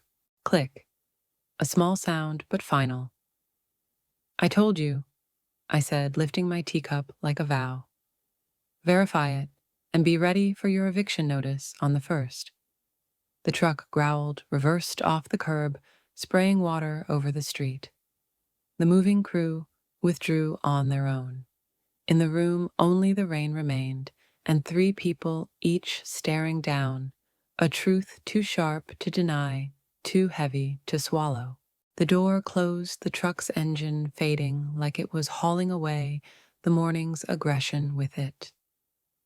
The living room held only the smell of rain, the warmth of Earl Grey, and 3 people standing, sitting, breathing heavy. Brandon was pale, like someone who'd just missed a step on an invisible staircase. Lena collapsed onto the couch, her fingers gripping the cushion so tight they turned white. This is all staged. Brandon choked, clawing back his swagger. You hired fakes. Notarized documents are easy to forge these days. I drew the second folder toward me, spread out rental statements, ticking steady as a metronome for the past 2 years. Bank logo in the corner, my name at the bottom, Evelyn Hart. Beneath it, the Cedar and Pine property, deed parcel number, block number, notary seal, embossed gleaming under the gray light. I turned the folder toward Lena first. You can read this, I said slowly, letting each word sink. Since your father passed, the rent has deposited automatically. I didn't even know until last week. Lena's eyes darted across the page as if waking inside a dream gone wrong. Oh my God, she whispered, then burst into tears. Brandon said, you had no money, that you were slipping. I believed him. Stop crying, Brandon snapped. She's manipulating you. She staged this whole act to throw us out. I faced him, voice steady as rain on a still pond. I hope you've saved up. Seattle isn't cheap. Just the deposit on a 2-bedroom in Belltown might take your breath away. I closed the folder. You said, test what's real. I encourage it. Attorney Ava Ramirez will answer in writing. Brandon lunged half a step, then stopped. His eyes flicked around the room, searching for an exit or an ally. There was none. Only Michael's armchair and our wedding photo staring him down. We can negotiate. He shifted tone. We're about to have a baby. You can't throw your grandchild out on the street. Lena's head snapped up, tears still clinging to her lashes. Her voice trembled as she turned to me. Mom, he told me if I didn't convince you, he'd leave me. He said you were dangerous, that you forgot the stove. Her voice cracked. I helped him. I took your photos down, threw away your morning dress, took your jewelry box, because I was scared of losing him. My heart clenched, once painful, but clear. And out of fear of losing a man, I asked, you were willing to lose your mother. Don't let her divide us, Brandon barked. We only win if we stick together. He turned back to me. Listen to me. I'll fight this. I'll hire evaluators, sue you for financial abuse, claim you brainwashed my wife. You're free to do anything within the law, I interrupted evenly. And I'm free to defend my property and my boundaries. You've heard it, a 30-day notice will be served under Washington law. During that time, no harassment, no surprise visits, no hostility here or at Cedar and Pine. If you break that, we'll let the court handle it, Lena sobbed. Mom, I'm sorry. She set the papers down, hands clasped like a child. I let him drive me. I hurt you. I was stupid. I was cruel. I inhaled African violet scent mixing with the damp air. You'll return everything. Tonight, I said. And starting tomorrow, you'll stay in your old room. Cook for yourself. Clean for yourself. Go back to work. See a counselor if you must. I promise nothing but a temporary roof and clear rules. Brandon sneered. Rules? You think this is a prison? Lena, let's go. But Lena didn't move. She shook her head, meeting his eyes for the first time. No, I'm staying with my mother. I need to make this right. A red flush crept up Brandon's neck. Fine. You two just wait. I'll turn this around. I've got friends, I know your boss. I cut in, sliding another folder onto the coffee table. A block of shares enough to get HR's attention if an employee is accused of harassing an elder. I don't want to go that far, but if you keep threatening me, I will. Some phone calls can't be undone. His jaw locked, eyes blazing. You manipulative witch. I'm not manipulating, I said. I'm setting conditions. Clear. Transparent. 30 days to handle your business. And one small door, open a sincere apology from both of you. Not to keep the house, but to recognize what you've done. To Meta Michael's memory, to your own decency. The living room went still. Only the pendulum clock ticked each beat, counting a life suddenly bent at a sharp angle. Brandon lifted his chin, clinging to pride like driftwood. Never. I bow to no one. That's your choice. I nodded. Then the law will do its work. As for me, I'll do mine as a mother, redraw the boundaries, protect them, and if I can teach the lesson, you should have learned long ago. Lena's sobs broke free, no longer panicked. This time they sounded like awakening. Brandon jerked the door open, rain sweeping across the porch. He stormed out without looking back. I lifted my teacup, handed Lena Michael's old handkerchief. Wipe your tears, my child, I whispered. There's still much to do before the first. Less than 2 hours after storming out, Brandon came back. Seattle rain blurred the window panes. The doorbell rang, long, followed by urgent pounding. I had just set the kettle down when the door flew open. There he stood, coat-drenched, holding a cheap bouquet of roses and a black and white ultrasound print. Look at this, he said, chin-jutting, shoving the image forward. Lena's pregnant, your grandchild. You're really going to throw your own blood out on the street. Lena appeared on the staircase, eyes still swollen. She looked at the picture hands, instinctively wrapping her stomach. My heart sank, part joy, part sorrow. I took the ultrasound, studied the tiny bright speck like a raindrop on a leaf. Then I looked up, voice level. Congratulations. A child is a blessing. but the boundaries stand. Brandon blinked as if he hadn't heard right. You have no heart. A baby's coming. You can stop this. Cancel the eviction. Let us stay until things settle. All it takes is your signature. I'm not canceling anything, I said. Cedar and Pine Management will issue the 30-day notice under the law, and right now you don't get to shout or threaten in my house. If necessary, I'll call SPD. He sneered, tossing the roses onto the table like an alibi.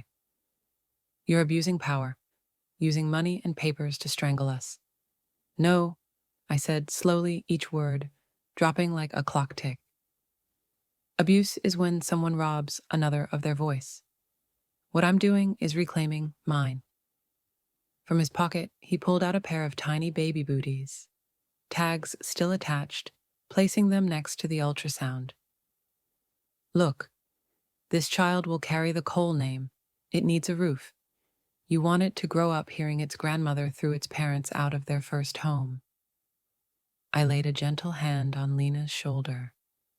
You'll have a roof here temporarily under clear rules I've set. As for you, I turned to Brandon. You still have 30 legal days to find housing. No one's being shoved into the street. The only person putting himself there is the one who refuses to change. His voice shifted. So what's the price money shares? You want me to apologize? I can string a few words together. I said a sincere apology. I corrected. For inventing stories about dementia, for draining me, for turning Michael's house into a trophy. Not an apology traded for a bed or rent. The air thickened. Rain slapped the porch roof, tapping out the tension. Lena whispered, Brandon, I want to keep this baby and keep my mom. We can start over by admitting we were wrong. Brandon snapped his head toward her. Admit wrong, she's brainwashed you. There's only one manipulator here. He jabbed a finger at me. Mark my words. I'll sue you for financial abuse, get you stripped of access to your own grandchild. I dialed quickly. Ava Ramirez picked up her voice, sharp through speaker. Ava, confirm this for me. Do I have the right to order a non-resident off my property and stop harassment? Yes, Ava replied. It's your private residence. I've just sent you a no trespass notice by email. If he refuses to leave, call 911 for trespass and elder harassment. And the 30-day eviction notice for their Cedar and Pine unit went out this morning, effective the 1st of the month. I ended the call, eyes locked on Brandon. You heard her. Here's the immediate line. 1 hour to leave my property today. No loitering in the hall, no knocking, no whispering at doors. All communication goes through attorneys. For the apartment, you still have 30 lawful days, he growled. You'll regret this. I've spent a lifetime regretting letting silence speak for me, I answered. Not anymore. Brandon snatched up the ultrasound and the booties, his sleeve knocking the rose's sideways petals, scattering across the rug. He yanked the door open. Fine. 1 hour, he spat. But you have no idea what I can do. The door slammed. The house fell quiet, filled only with the sound of rain. I turned to Lena, offering Michael's old handkerchief. Rest a while, I said softly. This afternoon, we'll go to the bank, reclaim the jewelry box, then meet the counselor. That baby needs a safe map from the very beginning. Lena nodded, clutching the handkerchief, her eyes calmer. On the windowsill, the African violets quivered in the damp wind, as if nodding in agreement. Drawing firm boundaries is also a form of love. After Brandon slammed the door, the house fell silent again, broken only by the rain tapping on the roof. Lena sank onto the edge of the couch, arms around her stomach, eyes swollen. I pulled the curtains against the draft, set the kettle down, and leaned back in Michael's armchair. It was time to set boundaries. Tonight, we lay it out clearly. I began, voice flat but steady. If you want to stay, if you want to call this place home again, there will be conditions. Lena nodded faintly, like someone bracing for a verdict. 1. I lifted a finger. A public apology. Not whispered in the kitchen. You'll write a statement, sign it, and send it to Cedar and Pine Management, to the Tenants Council, and to relatives who witnessed you and Brandon pressuring me. The content you admit you let Brandon steer you into pushing me toward a retirement community to take the house, and you apologize for disrespecting your father Michael's memory. Lena swallowed hard. Mom, public like that, your name isn't on any indictment. I cut in. But the truth has to be restored. Without light, mold spreads. 2, I continued. Return the jewelry tonight, the wedding ring, the 20th anniversary earrings, and the necklace from your grandmother.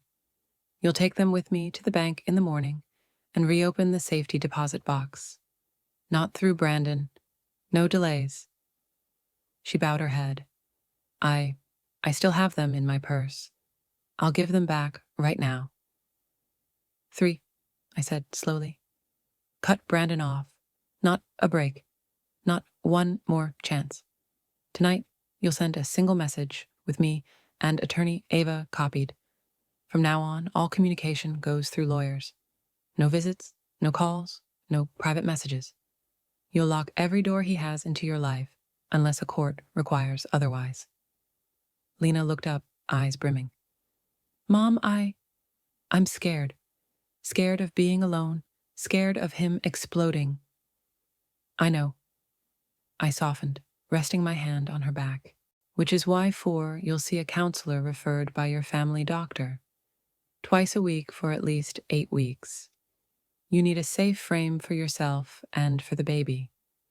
I'll cover the cost, but you must go. She nodded firmly, like she'd found a tree to cling to in a storm. 5, I said. You may stay here tonight. 1 night. Your old room is still intact. But tomorrow, if the first 3 conditions aren't met, the statement, the jewelry, the no contact message, you'll move to the temporary housing Ava arranged. No halfway measures. Lena covered her face, sobbing quietly, then drew a long breath. I'll do it. Please. Let me have tonight. I'll complete all 3 in the morning. I nodded. And 6 from now on, finances are separate. No borrowing, no unconditional support. Any help, if it happens, will be written, planned, and accountable. I'm not a silent wallet anymore. Her lips tightened. I understand. I pulled a folder with Ava Ramirez's letterhead from the drawer. Here's a template statement. Read it.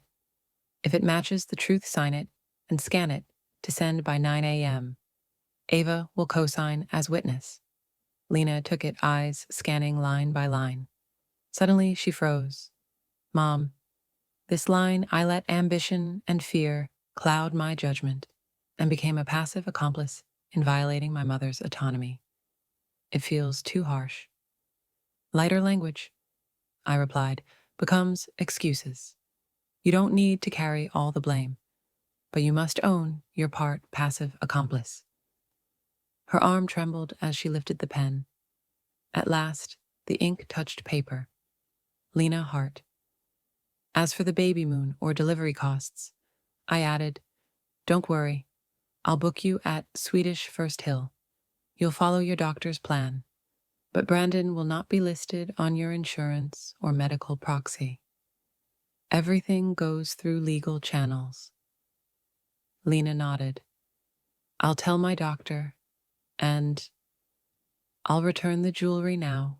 She dug into her purse, laying the wedding ring, the anniversary earrings, and the gold necklace onto Michael's white handkerchief. The old metal glinted under warm light like a breath released back home. Good. I placed each piece carefully into a felt pouch. Tonight you rest. I'll set the alarm for 7 miles. By 7:30, we'll be at the bank. 8:15 with Ava. 9 hours show, send the statement. Noon, we schedule your prenatal at the clinic. Afternoon, we'll draft your restitution plan tasks at 30, 60, and 90 days. Lena wiped her eyes, weary but clearer. Mom, thank you. I know I deserve worse. Just thank you for giving me the chance to start over. I pulled her into my arms, breathing in the rain, still clinging to her hair. A chance isn't a gift, I whispered. It's a road. You'll have to walk it. On the porch, the wind rustled the African violets, their purple blooms nodding like agreement. I blew out the candle on the table, stacked the papers. Tomorrow, I said, closing the folder, we'll talk about your restitution plan. The days that followed passed as quietly as misty rain. Every morning at 7:00, the clock chimed. I switched on the kitchen light and set ginger water to boil. Lena emerged with her hair tied back, her face pale from morning sickness, but already wearing gloves to wash the dishes left from the night before. She set them to dry, wiped down the counter, then sat at the dining table with her notebook beside the apology statement she had already sent, the ink on Lena Hart still fresh. She kept to the schedule I had laid out. 7:30 a.m., return the jewelry to the bank. 8:15, meet Ava to finalize the no-contact documents. 9:00, send the statement to building management, the tenants' council, and family. That afternoon, we went to Swedish First Hill to set her prenatal appointments. By evening, Lena had arranged her bed-laundered clothes and hung towels to dry in the porch tasks she had once left to the laundry service Brandon chose. That night, as I brewed peppermint tea, she came out with a large trash bag. I cleared the closet, she said. All the outfits Brandon made me wear to look on brand. I don't need them anymore. Her voice was tired but plain, without excuse. The first night, she tossed and turned. At 2:40, I heard water running and soft retching. I opened the door with a warm towel. Lena leaned against the wall, breathing shallowly. Sorry, Mom, I'll clean, she began. I shook my head, rinsed the sink for her. Sitting down, she slowly opened up about the control she had only brushed over before. I had location sharing on 24/7, she said. He called it safety. But if I stopped at a different store or came home 10 minutes late, he exploded. My phone password was one he set. Every month he graded my spending, like I was a child. I listened silently. Lena stared at the table, her voice dropping. He made me delete my college group chat because they were too nosy. He blocked my male coworkers on Instagram. He told me never to wear red lipstick because it looked unserious. I quit my accounting job in Capitol Hill 2 months after we married because he said a real wife should stay home. I chose to believe him because I was afraid to admit I'd married wrong. I only nodded. No, I told you so. No, if only. It was her turn to hear her own words out loud. On the second morning, she went to her first counseling session, 2 per week for 8 weeks. She came back with breathing exercises, a manipulation recognition chart, and a journal of emotions. She spoke less, did more, installed a safety lock on her bedroom door, changed all her passwords, opened a separate bank account under Ava's guidance. Her phone only rang for me, her doctor, or her lawyer. At lunch, we ate chicken soup. She winced with nausea, but forced each spoonful down. After she stood to wash the pot herself, I don't want anyone cleaning up the mess from my choices anymore, she said, voice hoarse but steady. I wiped the table and set Michael's African violets in the light. The petals quivered free of rain. On the third day, Lena brought in a thick envelope. Sworn statements from tenants' people responded after receiving my apology, she said. She gave a wry smile. Turns out light does its job. Then she spoke more as though silence would let Brandon's words creep back. He said if I kept visiting you, he'd move out. He suggested you go to a retirement community with 24/7 services. I didn't call it a threat. I called it being careful, because I was afraid of losing my marriage. You didn't lose a marriage, I said slowly. You put down a shackle. That afternoon, she drafted her 38, 60, 90-day plan, complete a parenting skills course, attend her therapy milestones, brush up on Excel, contact her old workplace about part-time positions. Across the table, I reviewed Ava's legal timeline, a possible restraining order eviction notice set for the first of the month. That night, she went to bed early, though I knew she still turned restlessly. I made an extra peppermint tea and left it outside her door.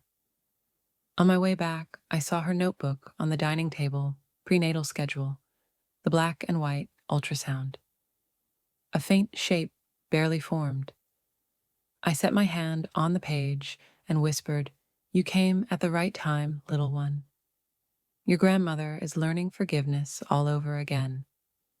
The next morning, Lena mopped the floor herself, then asked softly, "Mom, can we talk about the restitution plan today?" I nodded. "We'll start with what you've already spoken honestly, and we'll keep it that way before the court, too." Together, we listed each step, returning everything she had taken, written apologies, cutting financial and personal ties with Brandon, and committing to her therapy program. I didn't press. Each demand was a marker, not a noose. That afternoon, as I filed papers into a plastic binder, Michael's will, Queen Anne Arms rental ledgers, Ava's letters, my phone buzzed. Raj Patel flashed on the screen. I put it on speaker. "Mrs. Hart." Raj's voice was tight. "Sorry for the sudden call. Brandon Cole is in the Queen Anne Arms lobby. He's pounding on the desk, demanding access to Ms. Lena's apartment. I told him to leave, but he's shouting about husband's rights. Security is holding distance, but it's escalating." I looked at Lena, her face drained hands, clutching her belly. I steadied my voice. "Raj, I'll be right there. Keep everyone safe. Don't let him upstairs." "I'll wait for you," Raj said. I quietly slid the necessary papers into my bag, the property deed, Ava's letter of authority, and a USB recorder. "Let's go," I told Lena. "Bring the velvet pouch and your courage." She nodded. We pulled on raincoats and locked the house on Queen Anne Hill. Outside, Seattle dripped steady. I held her hand firmly as we stepped down the porch. Today wasn't about fleeing. Today was about standing tall, claiming our voice on ground that belonged to us. Through the phone, I could hear rain mixing with the commotion in the lobby. The next storm was waiting, and I was ready. The lobby of Queen Anne Arms smelled of damp raincoats and stale coffee. Water dripped from umbrellas onto the gray stone floor, streaking it with shiny trails.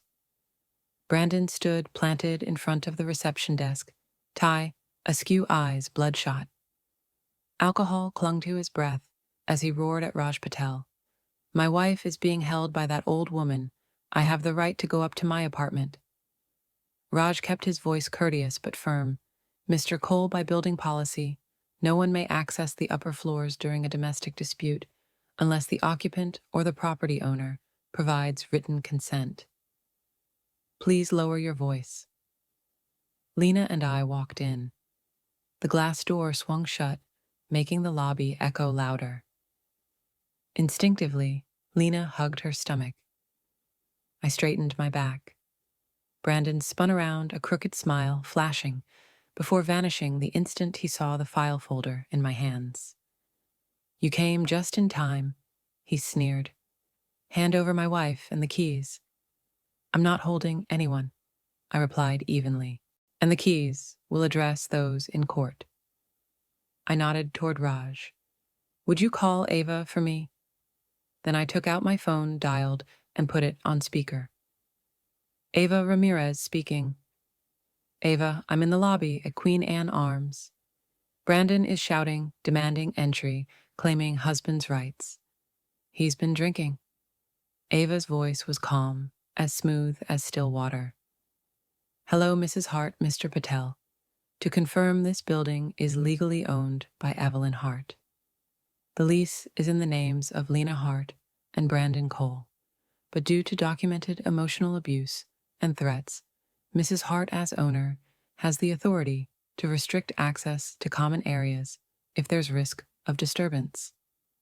If Mr. Cole refuses, call Seattle PD to log a trespass and elder harassment incident. I'm also drafting a temporary restraining order. Brandon barked out a laugh, trying to shout over the speaker. You call yourself a lawyer, bought with old lady money. That apartment's paid with my money. I'm going up. I have 2 years of rental deposits routed directly into my account, I said, placing the folder on the counter for Raj and security to see. You might want to check the payee line. Silence hung for a moment. Only rain ticking against the glass roof filled the space. Raj flipped through the ownership certificate, glanced at the embossed notary seal, then looked back at Brandon. The documents are valid. Forgery, Brandon barked, but the edge in his voice cracked. Ava continued firmly. Mr. Cole, under tenancy conflict provisions, you cannot enter the unit without the other tenant present and consenting. Ms. Lena is here, and she has just stated she does not wish to see you. You may schedule a supervised pickup of personal belongings through management during business hours. But right now, you need to leave the common area. Lena's hands trembled, but she nodded. Her voice came out hoarse, yet solid as stone. That's right. Brandon leaned forward, jabbing a finger at me. This is abuse of power. No, I met his glare. It's exercising it and protecting my pregnant daughter from shouting and ultimatums. Security stepped closer, respectful but firm. Raj spoke gently. Mr. Cole, step outside, get some air. The rain's easing up. Brandon clenched his jaw, silent for a few beats. Then he turned to Lena, suddenly pleading, Baby, just let me grab a few things. 5 minutes. You can schedule with Raj? Lena said, her eyes rimmed red but steady. Not today. Brandon's smile froze. He sniffed sharply, glanced around at the lobby, curious eyes, from the waiting benches, the elevator dinging and closing, again card access suspended by Raj. Fine, he snarled. But hear this, my lawyer's already filed. Custody challenge, financial abuse, manipulation. 2 months from now, the court decides. We'll see who laughs then. Ava cut in without pause. I've received the filing, and we have threatening texts, recordings, neighbor affidavits, and financial records to present. See you in court, Mr. Cole. Brandon yanked his coat shouldered toward the door. Before pushing through the glass, he tossed one last dull blade. Mrs. Hart, you'll regret this. I've regretted enough for a lifetime, I answered, without raising my voice. The door slammed. Damp air and the smell of wet asphalt swept in, then faded. Raj exhaled, handing me a box of tissues. Thank you for coming so quickly. I'll file an incident report and arrange a supervised pickup schedule. Good, I said, pocketing my phone. And please note from now on, all access requires Lena's written consent. Of course, Raj nodded warmly. Ms. Hart, if you need, I can escort you to the wellness suite upstairs.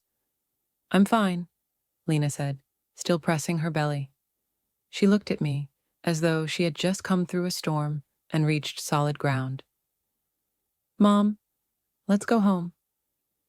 We stepped back into the rain. Seattle's drizzle stitched the sky like fine thread. I pulled my collar up and clasped her hand. A message buzzed from Ava Temporary, hearing in 8 weeks. Stay calm. No public confrontations. Let the truth speak in court.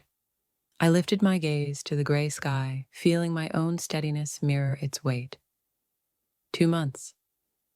Enough time to gather every piece of truth, and enough time for my heart to stop trembling at his name. The rain kept falling, but it no longer felt cold. We quickened our steps, leaving behind the patter of water on the lobby's glass roof. The 2 months leading up to the hearing passed like meticulous shifts. Seattle's mornings were drenched in steady rain, the evenings golden in the warm kitchen light of Queen Anne. Ava Ramirez and I turned the dining table into a war room, the printer humming binder clips, clamping thickening stacks of paper day by day. Ava laid out a tabbed index, A texts, B recordings, C witnesses, D financials, E will and letters, F building records. Her voice steady. We're not spinning tragedy. We're showing a pattern of abuse, emotional coercion, isolation, financial manipulation, and attempted elder asset grab. A texts. Lena's phone spilled out hundreds of lines. Your mother is paranoid. If you don't get rid of her, I'm gone. Keys. Tonight. Time-stamped, geotagged. Ava underlined them into phases before, during, after the lobby incident. See, she tapped her pen. Mandatory escalation, disregard of boundaries, threatened consequences. B recordings. Lena's hand shook, opening the files, but she did it. Brandon's voice snarled in a parking garage. If you keep siding with her, don't blame me when I make you regret it. The lobby tape had Raj's voice intervening, Ava confirming ownership. Ava nodded after listening. Tone words, breath pattern. This is textbook intimidation and harassment. See witnesses. Mr. O'Rourke from the 3rd floor submitted a statement. He saw Brandon block the elevator finger in Lena's face. Ms. Kim on the 4th confirmed nights of arguments, Lena crying in the hallway. Raj filed his incident reports with timestamps, plus lobby security footage. Brandon drunk shouting security forced to intervene. Ava smiled faintly. Video doesn't lie. D financials. I printed 2 years of rent deposits into the Evelyn Hart trust structure Michael had set up.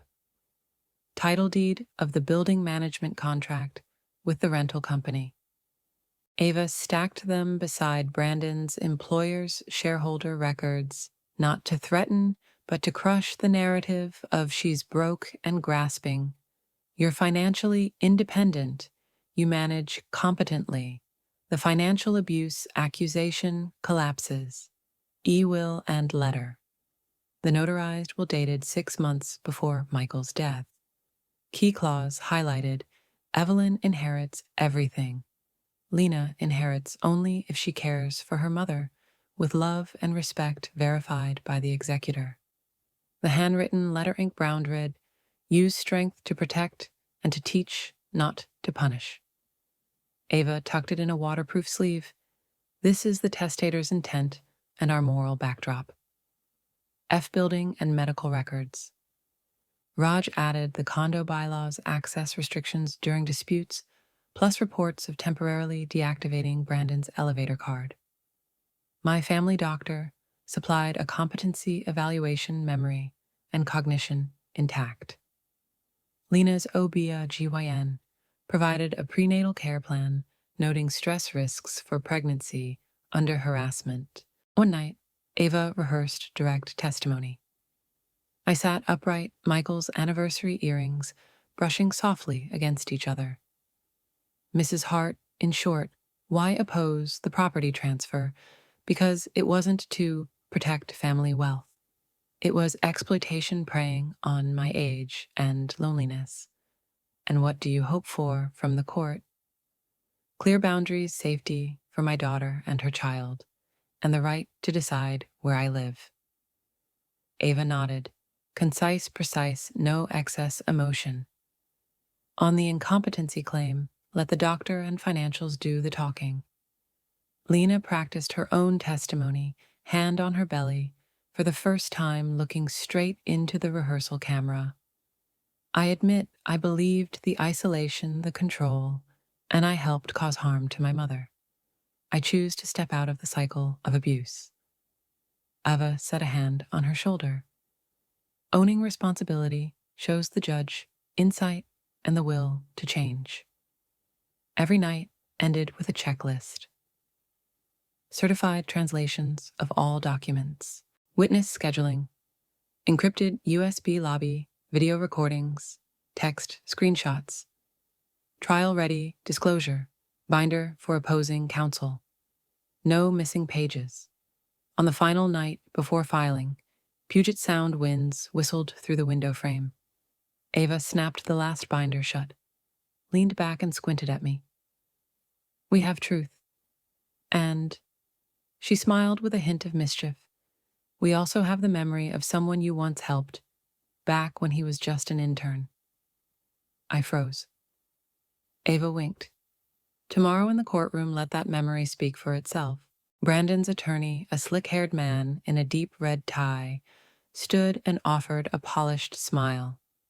Your Honor, he began, this case is nothing but a deliberate attempt to destroy a marriage.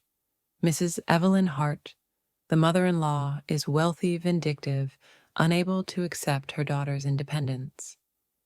She has abused her financial power and her role as property owner to divide a young couple, isolate the husband, and subject a pregnant woman to stress. We bring charges of parental alienation and financial abuse. He lifted a stack of papers, a few clipped text messages, screenshots of lines like, "You have 1 hour to get out of my building." His voice dropped deliberate. These are not the words of a loving mother, but ultimatums from someone used to commanding. And here, he snapped his fingers. An aide brought over a copy of Michael Hart's will, yellow highlights glowing on the conditions. A punitive will if the daughter doesn't love and respect her mother by Mrs. Hart's standards, she loses her inheritance. Who controls love? No one but Mrs. Hart. Murmurs rippled through the courtroom. Brandon sat, taller eyes lit with hope. Lena bowed her head, clutching her stomach. Opposing counsel pressed on. Mrs. Hart evicted her son-in-law under landlord authority, cut off finances, blocked contact, and fabricated an abuse narrative to justify her prejudice. This is asset abuse. He closed his binder with a flourish. We ask the court issue a restraining order against Mrs. Hart, limit her contact, and grant guardianship rights over the unborn child to my client, or at minimum priority custody, since the mother has been manipulated. Ava rose. She didn't smile. She didn't raise her voice. She opened her color-tabbed binder. The faint rustle of paper echoed sharp as steel. Your Honor, she said, they tell a story. We present a timeline backed by evidence. She placed Exhibit A on the stand, a timeline board marked before, during, after. March to June, Brandon's texts. If you don't get rid of her, I'm leaving. Keys tonight. Your mother is paranoid. Control. Isolation. Threat. Exhibit BA USB drive. Ava nodded to the clerk. Please play the lobby footage date. The screen lit up. Brandon swaying clearly, intoxicated, shouting Raj, and security intervening, my own voice, audible over speakerphone, as Ava confirmed ownership. This is not an isolated quote, Ava said. This is a chain of conduct. And here, parking garage audio. If you keep siding with her, don't blame me. Tone, cadence, breath, direct intimidation. She moved to exhibit C neighbors' statements, Mr. O'Rourke, Ms. Kim, the building's incident reports, sealed lobby camera logs. Not relatives of Mrs. Hart, independent witnesses. Exhibit D financials. Mrs. Hart is financially independent with the Evelyn Hart Trust, legally receiving rent for 2 years with transparent management contracts. Where is the financial abuse? When she never withdrew a cent from them, only refused to surrender her own property. Ava touched Exhibit E, the will and letter. Michael Hart's inheritance clause was not punishment, but a moral condition, an entirely legal estate choice. If the daughter cares for her mother with love and respect, she shares. Not a leash, but a shield against the greed he foresaw. Then her voice rang clear, firm as a gavel strike. As for so-called parental alienation, my client didn't pull her daughter away from her husband. Mr. Cole pushed her away through financial control, social isolation, and threats to her safety, until her mother had no choice but to draw boundaries.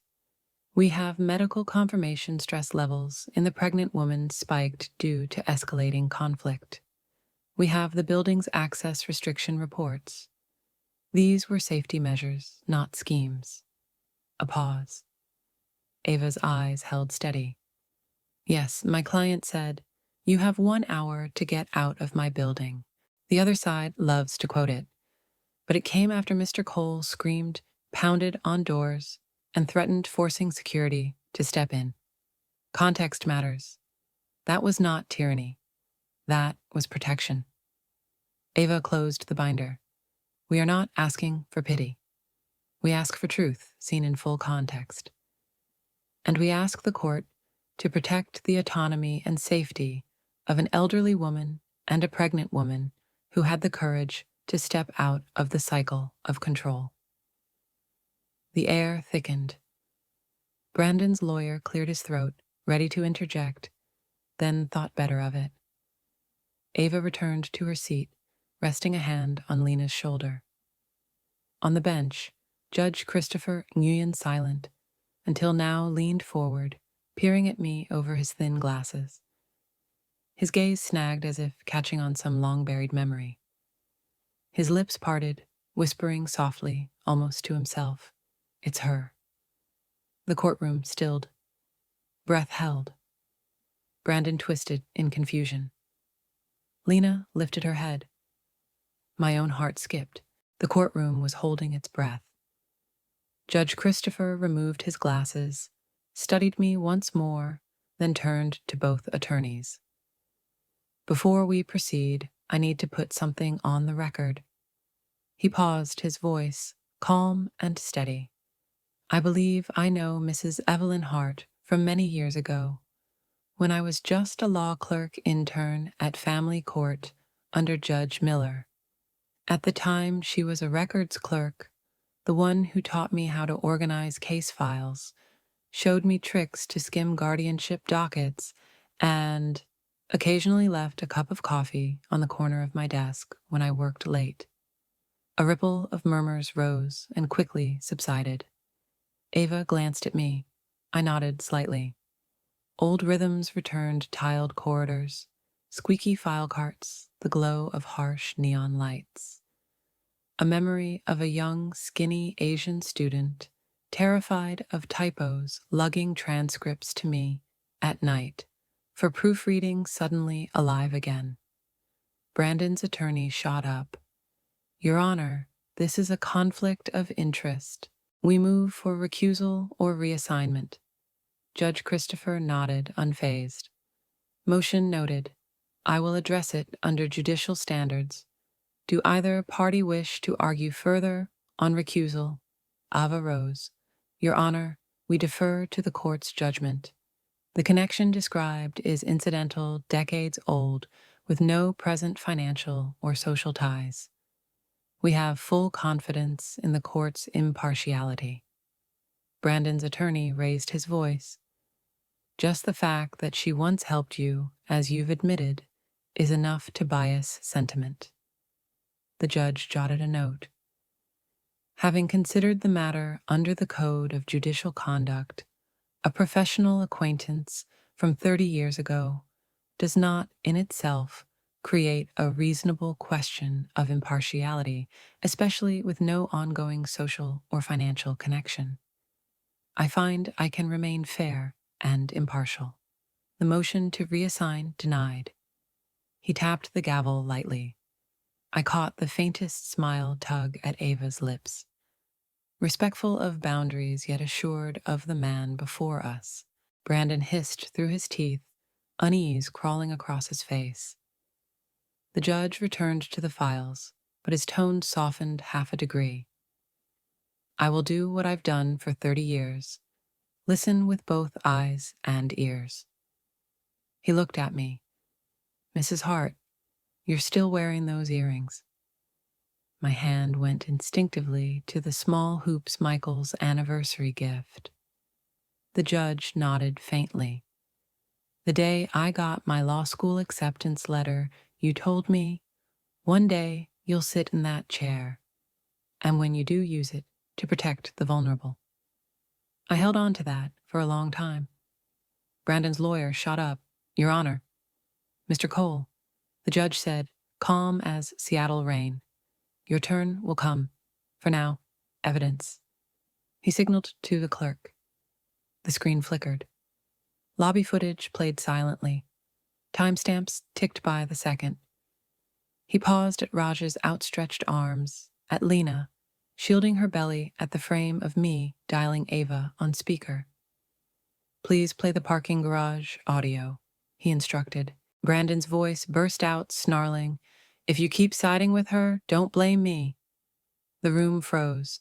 Then came the texts, demands for keys, threats of abandonment, jeers calling me paranoid. The judge highlighted passages with a yellow marker. Now the will. He read the conditional clause slowly, then looked up. The petitioner calls this punitive, but the language clearly indicates the testator's intent was to encourage filial duty, not to punish absent proof of misconduct. This will serve as contextual evidence, not proof of present control. Lena clenched her hands tight.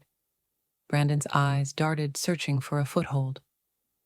Ava scribbled notes, occasionally reaching to steady me. Finally, Judge Christopher closed the file and leaned back. This case is not a stage for pride.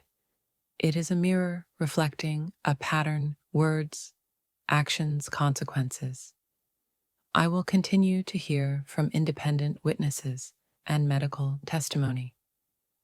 Only then will I reach conclusions. His gaze brushed mine again, not partial, but with a recognition of the person behind the paperwork. And I remember clearly, he added softly, almost to himself, once being taught by someone unremarkable yet patient, that in family court, orderly files could spare a child from a stormy night. The gavel struck. Court is in recess for 10 minutes. After the break, we will hear testimony from Mr. Raj Patel. I exhaled. Outside the window, Seattle rain still dusted the glass. Inside me, an old storm had just stilled, at least halfway. After a short recess, the courtroom fell silent once more. Judge Christopher Nguyen returned to the bench, placed the files neatly before him, and spoke in a voice as clear and steady as water after rain. First, the court reaffirms there is no conflict of interest. My acquaintance with Mrs. Evelyn Hart in a professional capacity 30 years ago does not affect impartiality. Justice here rests solely on evidence. He tilted the folder slightly, scanning the color-coded tabs Ava had prepared. And the evidence is consistent. He listed each point like hammering the final nails into a frame long constructed. Brandon's text messages, to Lena humiliations, schedule control, ultimatums to cut ties with friends. Audio recordings in the living room, Brandon threatening to declare his mother-in-law incompetent unless she signed a transfer, and testimony of Raj Patel. Brandon, drunk and disruptive, in the lobby, demanding staff open doors, shouting, "That crazy old woman is keeping my wife." Security footage. Brandon's hand raised aggressively. Lena shielding her belly, Evelyn calling her lawyer on speaker. Michael Hart's will, the moral clause, intended not to punish, but to protect the elderly from exploitation. Rental statements and deed to the Queen Anne property, refuting the claim of fabricated assets. Judge Christopher closed the file, raised his eyes. From the totality, the court concludes a clear pattern of psychological manipulation and legal intimidation against Mrs. Evelyn and Ms. Lena.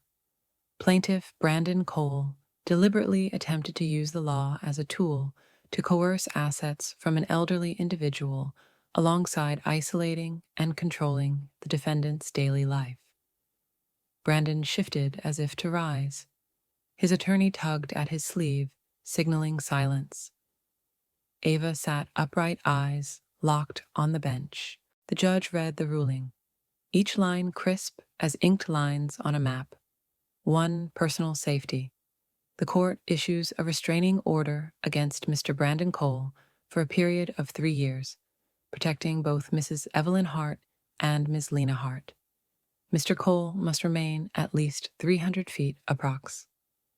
90 meters away from their residence workplace and the Queen Anne property owned by Mrs. Hart. Any violation will be treated as a criminal offense. Brandon sneered, about to speak. The judge cut him off. You have counsel. All statements go through your attorney. 2. Unborn child. While the law does not grant custody over an unborn child, the court may enact protective measures for mother and pregnancy. From today, Ms. Lena Hart has full authority over all prenatal medical decisions. Upon the child's birth, a temporary custody order takes immediate effect. Sole custody rests with Ms. Hart. Mr. Brandon Cole shall have no contact with mother or child until he has completed a certified anger management and domestic violence program. B. Provided proof of at least 12 sessions of individual counseling. C. Complied fully with the existing restraining order. Only upon meeting these conditions will supervised visitation at an approved center be considered. Lena exhaled softly. Her hand rested on her belly, not as a shield anymore, but in comfort. 3. Frivolous claims and costs. Plaintiff's allegations of alienation and financial abuse are dismissed. The court finds this suit to be an abuse of process intended to exert unlawful pressure. Plaintiff shall bear all attorney's fees and court costs incurred by the defense. Additionally, the court awards Mrs. Evelyn Hart $25,000 in damages for emotional distress caused by threats, defamation, and violation of her lawful residence. A faint murmur rippled through the gallery. Brandon tugged at his tie, his face paling. 4. Clarification on the will. The court emphasizes that the moral clause in Michael Hart's will functions as a protective safeguard permitted under law, not as a punitive tool, contrary to the plaintiff's claim. On the contrary, evidence demonstrates the individuals affected by power dynamics in this family have been Mrs. Evelyn and Ms. Lena. The judge placed his hand on the gavel, but paused before striking. He fixed his eyes on Brandon, unwavering. "Mr. Cole, the law is not a weapon for those who wish to discipline the vulnerable. Today, the court does not punish you because you lost, but because you were wrong. If you truly hope to be a father, someday begin with treatment and with respect for boundaries." He turned to Lena, his tone softening half a degree. "Ms. Hart, from this moment, all legal communications from Mr. Cole must go through counsel. Focus on your health and your baby's well-being. If there is any violation, contact the police immediately and file with the court." His hand rested on the gavel once more. The final words closed a circle long open since morning. "And Mrs. Hart, thank you for the words you once told me. Trust what actions say. The court has done so today." Bang! The gavel struck clean. In that instant, I could hear my own breath. Ava turned toward me, her rare smile breaking through subtle but real. Lena wrapped her arms around me, not the guilty embrace of recent weeks, but the grip of a child running to her mother after a nightmare, tight, trembling, warm. "I'm sorry, Mom," she whispered, voice wet. "I'll do right." I stroked her hair, feeling echoes of needle and thread, bread dough, morning tea, converge in a single point. Outside King County Courthouse, the rain had stopped. The gray clouds split, revealing a washed sky. Seattle suddenly bright, like my chipped porcelain mug, rinsed with hot water, still flawed, but clean, warm, and ready for many more years of use. 6 months after the trial, Seattle had turned its season. The long rains lost some of their sharp chill, and the waters of Elliott Bay glimmered pale like silver. In the house on Queen Anne Hill, the silence that once pressed so heavily was now split open by a baby's cries, thin at first, then cooing softly. The infant lay snug in a wooden crib by the window, her tiny hands spread like new buds. Lena lifted her, pressed her cheek against the milk-scented crown. "Ari's Serenity," she whispered, shy and radiant. A name stitched from hope and peace, like a promise remade for mother and child. Evelyn set the teapot down, adjusted the knitted blanket she had worked on through the night before the birth. Michael's African violets still bloomed a soft purple on the sill. The chipped porcelain mug still sat there warm in her palm each morning, a reminder she had walked through a storm and was still standing. Life moved to a gentler rhythm. At 6 o'clock, Evelyn rose to brew coffee, hang baby linens on the porch, and simmer a small pot of chicken stew. At 8, Lena shuffled out, wincing at a flash of lingering nausea, then laughed when Ari kicked wildly. At midday, the two women traded turns, rocking the baby to sleep, whispering stories in hushed voices as if afraid to wake this new peace. Sometimes Lena sat at the bottom of the stairs, eyes far away. "I thought I wasn't worthy of forgiveness," she murmured. Evelyn laid a hand on her shoulder. "Forgiveness doesn't erase memory, Lena. It just opens a road so we don't keep tripping on the same stone." Lena nodded, clutching her baby closer, tears falling, but no longer bitter. The house slowly reclaimed its soul. The faded wedding photo of Evelyn and Michael returned to the mantel. The embroidered tablecloth smoothed flat again. The Sunday-only dishes now set out any time Ari smiled. Over lunch, Evelyn ladled chicken and dumplings into Lena's bowl. "When you were little, you ate 2 bowls in one go," she teased. Lena smiled faintly. "I remember. I also remember how much I hurt you, and it'll take me a lifetime to make it right. Evelyn didn't answer, only served her another dumpling, her hand firm and kind. On restless nights when Ari fussed, Lena collapsed in exhaustion. Evelyn carried the baby through the living room, humming the lullaby Michael once sang. The notes cracked with memory, but always closed the circle steady, as her heart scarred yet still beating true. Each time she laid Ari down, Evelyn whispered, "Your grandpa would be so proud of you." Brandon's texts, if they came, were nothing but scattered words, routed straight to Ava by court order. His name no longer lived in the house, not out of fear, out of choice. The past had no room in this rebuilt calm. In the afternoons, Raj Patel from Capitol Hill stopped by carrying a small box. For the princess of the block, he grinned, pulling out a handmade wooden rattle. He also handed Evelyn a set of new keys. The locks in Section C are changed. And yes, I took care of last month's late rent payments. Evelyn nodded gratitude, steady, in her handshake, the same way she had trusted him with the building months ago. As the sun slipped behind clouds, Lena placed Ari in the crib and poured her mother a cup of tea. "Mom, how can you look at me and not stay angry?" Evelyn's gaze shifted to Michael's handwritten letter on the shelf.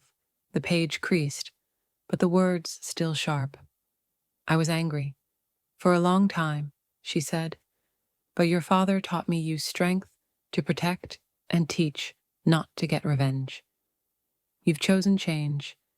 The rest, time, will finish." The iron gate, clicked mail had arrived.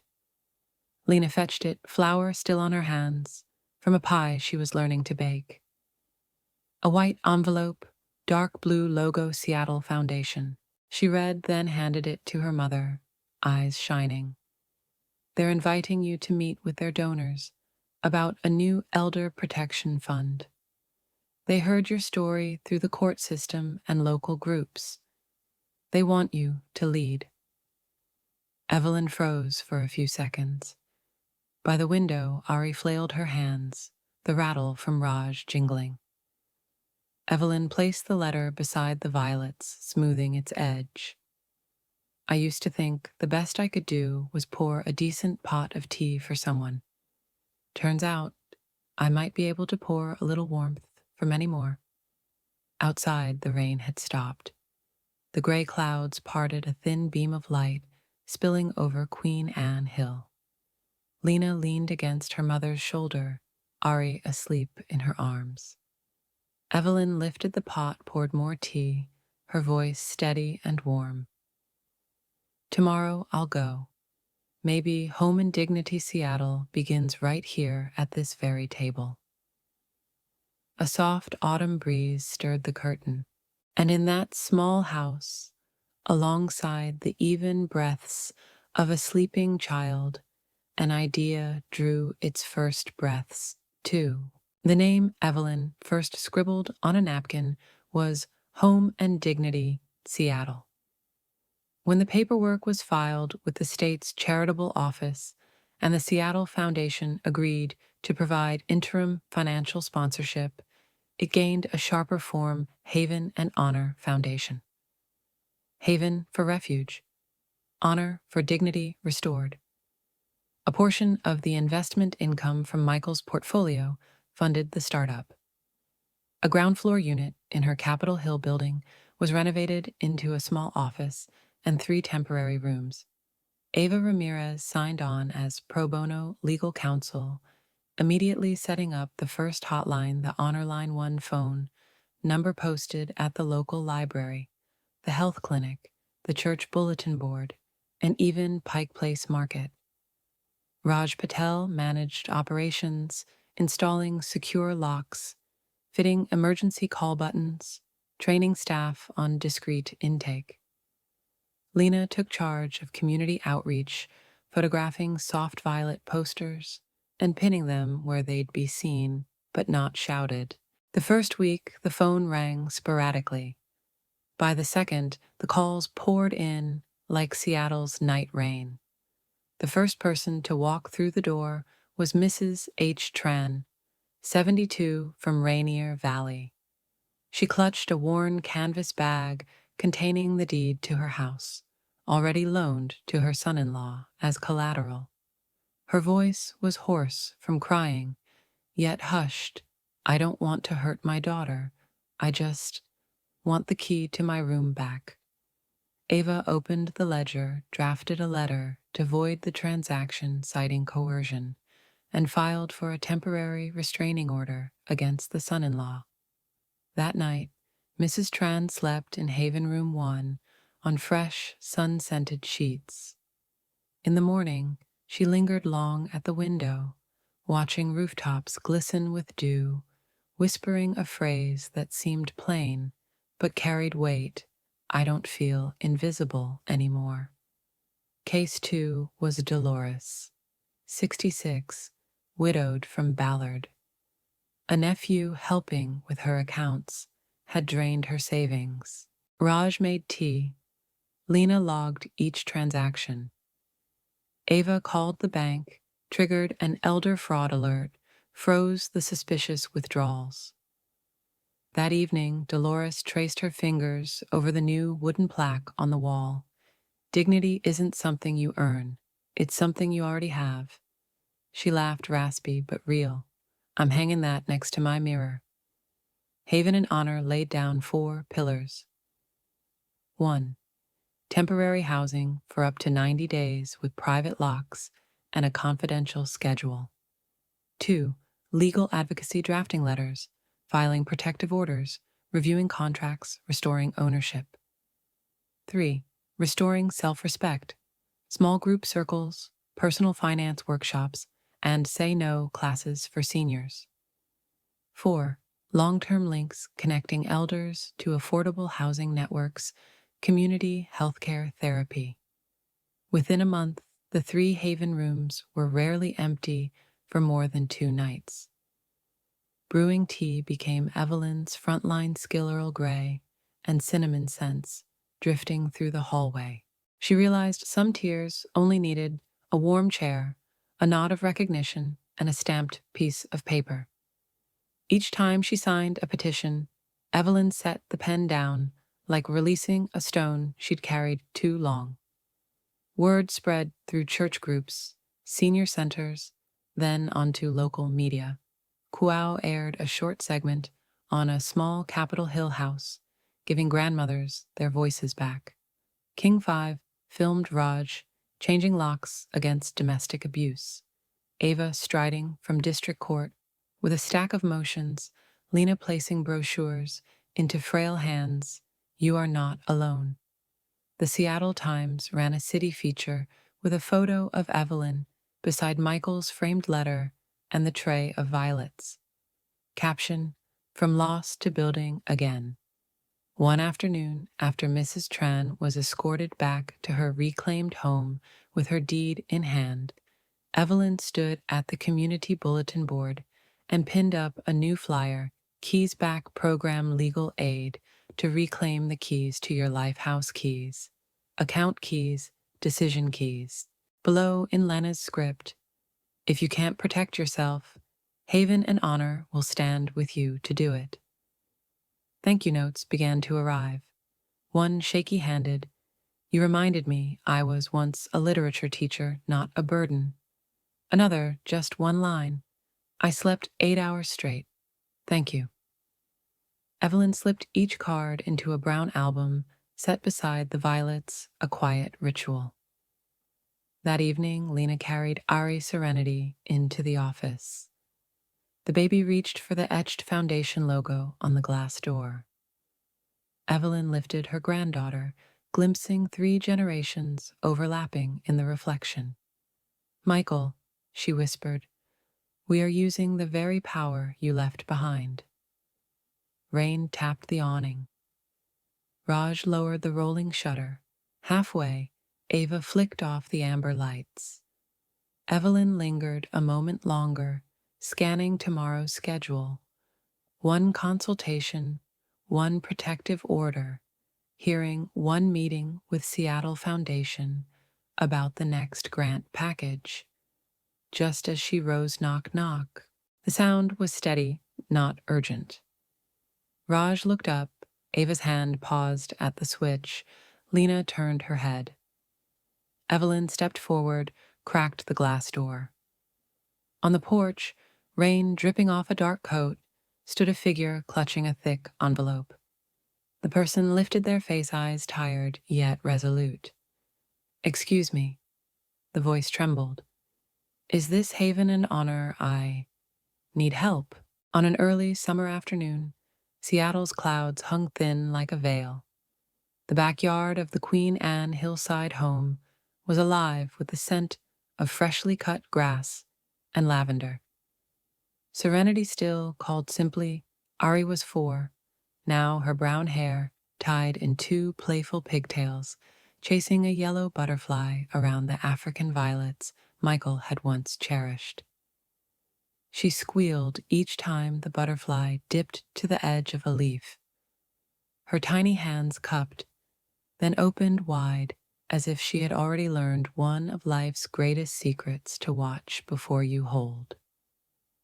In the kitchen, Lena turned off the simmering soup, slipped off her apron, and penciled in the final figures in her notebook. She had earned her certification, gone back for advanced classes, and now worked as an accountant for a design firm in South Lake Union.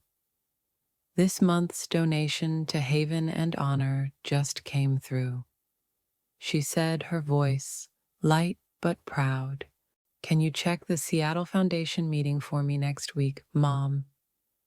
Evelyn nodded, opened her planner, her fingers unconsciously adjusting the wedding anniversary earrings she still wore. Laughter had returned to this home in the most enduring way. Through fuller calendars, steaming pots on the stove, and small footsteps running from the kitchen to the yard, from the yard, back into waiting arms. A knock at the front door. Raj Patel peeked in, a special visitor, Mrs. Hart. Behind him stood a tall, silver-haired man with bright eyes. He smiled, not the polished grin of his profession, but something warmer, more personal: Judge Christopher Nguyen. "Good afternoon," he said, placing his fedora on the rack. "I'm learning how to look the part of a retiree." His gaze shifted toward the yard, where Ari held out a tiny flower to the butterfly. "Your granddaughter looks so much like you." Evelyn chuckled, "and she inherited my bossy streak with butterflies." They sat in the living room. On the table rested a tray of Earl Grey and the chipped porcelain cup, now set neatly on a lace coaster Lena had crocheted.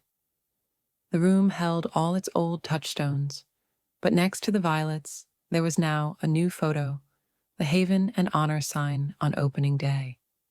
4 figures: Evelyn, Lena, Ava, Raj standing shoulder to shoulder under a misting rain.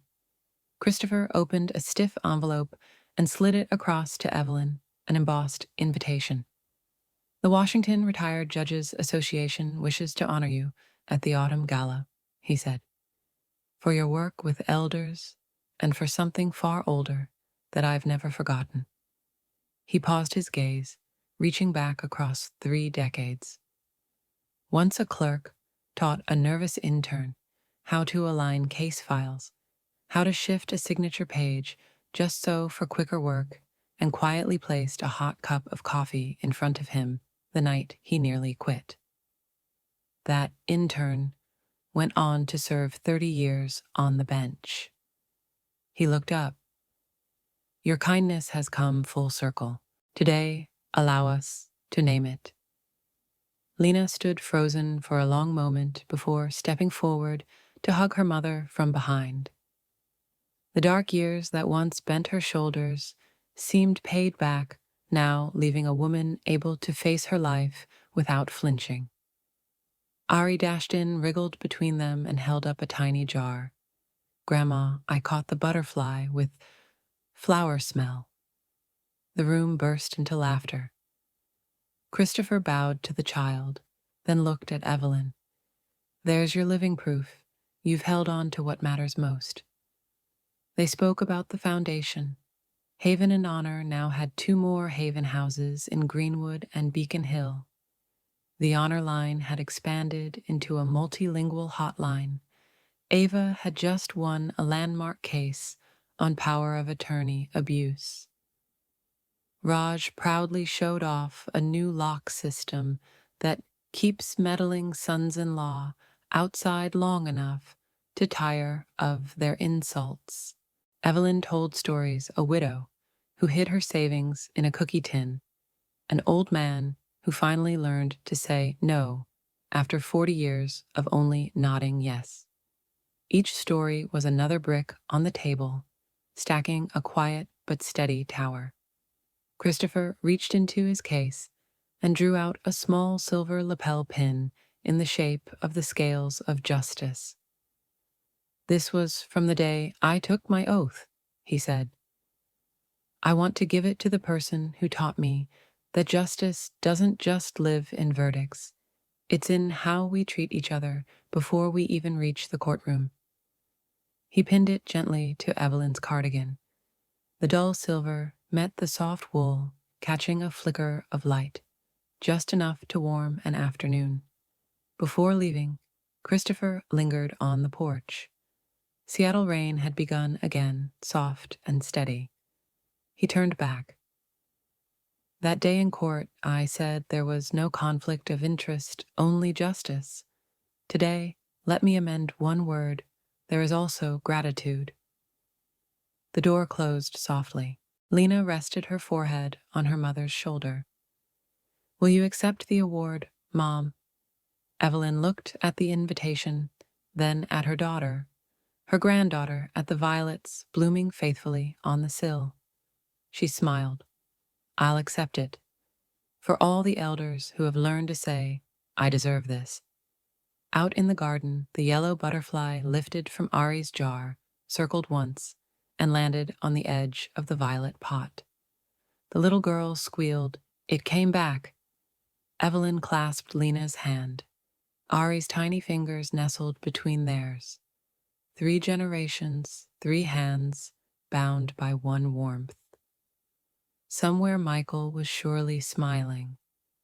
The circle of grace had closed, only to open again wider. Seattle's night rain fell in fine mist, like chalk dust in the air. In a bedroom bathed in soft amber light, little Ari's Serenity lay curled in her quilt, clutching the butterfly plush Lena had sewn. Evelyn sat on the edge of the bed, her voice slow and steady. "Once upon a time there was a grandmother with a kind of magic. Her magic wasn't a wand. It was a heart that knew how to say no, and a law book that knew how to protect what was right. She and her granddaughter lived on a hillside home by the bay with a garden full of deep violet flowers." Ari's eyes went wide. "Was there a dragon?" "Of course." Evelyn smiled. "A dragon dressed in fine clothes, good at giving orders and making promises. It said, 'Give me the keys to your house because that's love.' It breathed smoke of doubt and fear, making people feel small. But the grandmother had special magic boundaries. When the dragon roared, she opened her book, pointed to the law, and stood tall. Weren't you scared? Of course I was. Everyone's scared when facing a dragon. But courage doesn't mean no fear. It means doing what's right even when you're afraid. Evelyn stroked her granddaughter's hair. She called in a sorceress named Ava and a gatekeeper named Raj. Together they raised a shield of truth, forcing the dragon to show its true form. Ari whispered, "Were there knights?" "There was one, a kind judge." Evelyn nodded. "Long ago, when he was just a clumsy intern, The grandmother once gave him a hot cup of coffee. Years later, he became the keeper of the scales, listening carefully and declaring, "Here there is only justice, not fake magic." He raised the sword of fairness and barred the dragon from coming close. Ari sighed in relief. So they were safe. Yes, but there was one more spell. Evelyn tapped Ari's forehead. Forgiveness. Forgiveness doesn't erase memory. It sets the heavy stone down so your hands are free to hold the ones you love. The grandmother learned that so her heart wouldn't turn to stone. Ari yawned. And then what happened? Then the violets bloomed, the house filled with laughter, and the grandmother and the mother of the little girl helped others who were being troubled by dragons find their own voices again. Evelyn tucked the blanket, and they lived happily ever after. Ari snuggled closer, forever. Evelyn kissed her forehead. Forever, if each day we still water what is right, like watering flowers. The story rests tonight, but life always has another chapter waiting to be written. Sunday morning sunshine warmed the porch of the Queen Anne home. On the wooden table sat a pot of cinnamon tea. Evelyn opened the blue mailbox tin, pulling out a stack of letters, written in shaky but determined hands, inked in blue and purple. The first letter from Ruth 75. Thanks to Haven and Honor and the form you showed me, I reclaimed the deed my son-in-law had taken. Last night, I slept through the first full night in 3 years. The second from Miguel 60. I finally said no to my grandkids. Demand for $500 every month. I still love them, but I love myself enough not to be drained. The third, just a few careful lines. Thank you for believing in me before I believed in myself. Each letter was proof that pain, when set in its proper place, could blossom into dawn. Evelyn read one aloud. Lena sat nearby, hands wrapped around her teacup eyes glistening. I admire you, Mom, Lena whispered, not because you defeated anyone, but because you never let pain harden your heart. Evelyn chuckled softly. I had to learn. Forgiveness doesn't erase memories. It opens the way for healing. Boundaries keep the heart safe. Forgiveness keeps it warm. Ari ran in from the yard, holding a violet stem. Grandma the butterfly came back again. All three looked out toward the violet garden. On the leaf's edge, the yellow butterfly spread its wings slowly, a tiny exclamation mark from creation itself. Lena hesitated. What about Brandon? What's become of him? Evelyn set the letter down, warming her hands on her cup. My dear, some stories no longer belong to us. People pass through our lives to teach a lesson, and once taught, we set it down. Lena nodded a smile, less strained than before. Evelyn bundled the letters with a ribbon. Each of these will become a case study for our skills class next week. Ari squeezed between them, whispering, Can I tell the dragon story to the other grandmas? Evelyn ruffled her hair. Yes, and don't forget the part where the butterfly returns, so everyone knows gentleness isn't weakness. A soft breeze drifted across the porch. The violets trembled. On the steps lay 3 pairs of shoes damp with morning dew, one large one, medium one, tiny, muddied pair, the 3 sizes of hope. Sometimes life slams the door in your face, with a slap and ultimatum, a stack of transfer papers. Yet right in the sound of that closing door, if you pause just long enough, you may hear another hinge creak open in an old, handwritten letter, an ethical clause, or a kindness someone once gave you. Evelyn's story was never about revenge. It was about dignity and boundaries. Dignity says, I deserve respect. Boundaries say, I am responsible for protecting that truth. When pain tries to petrify the heart, forgiveness is the warm water. It doesn't paint over the cracks, but places them so light can pass through. And when fear tries to silence you, truth backed by law friends and community becomes a voice that carries.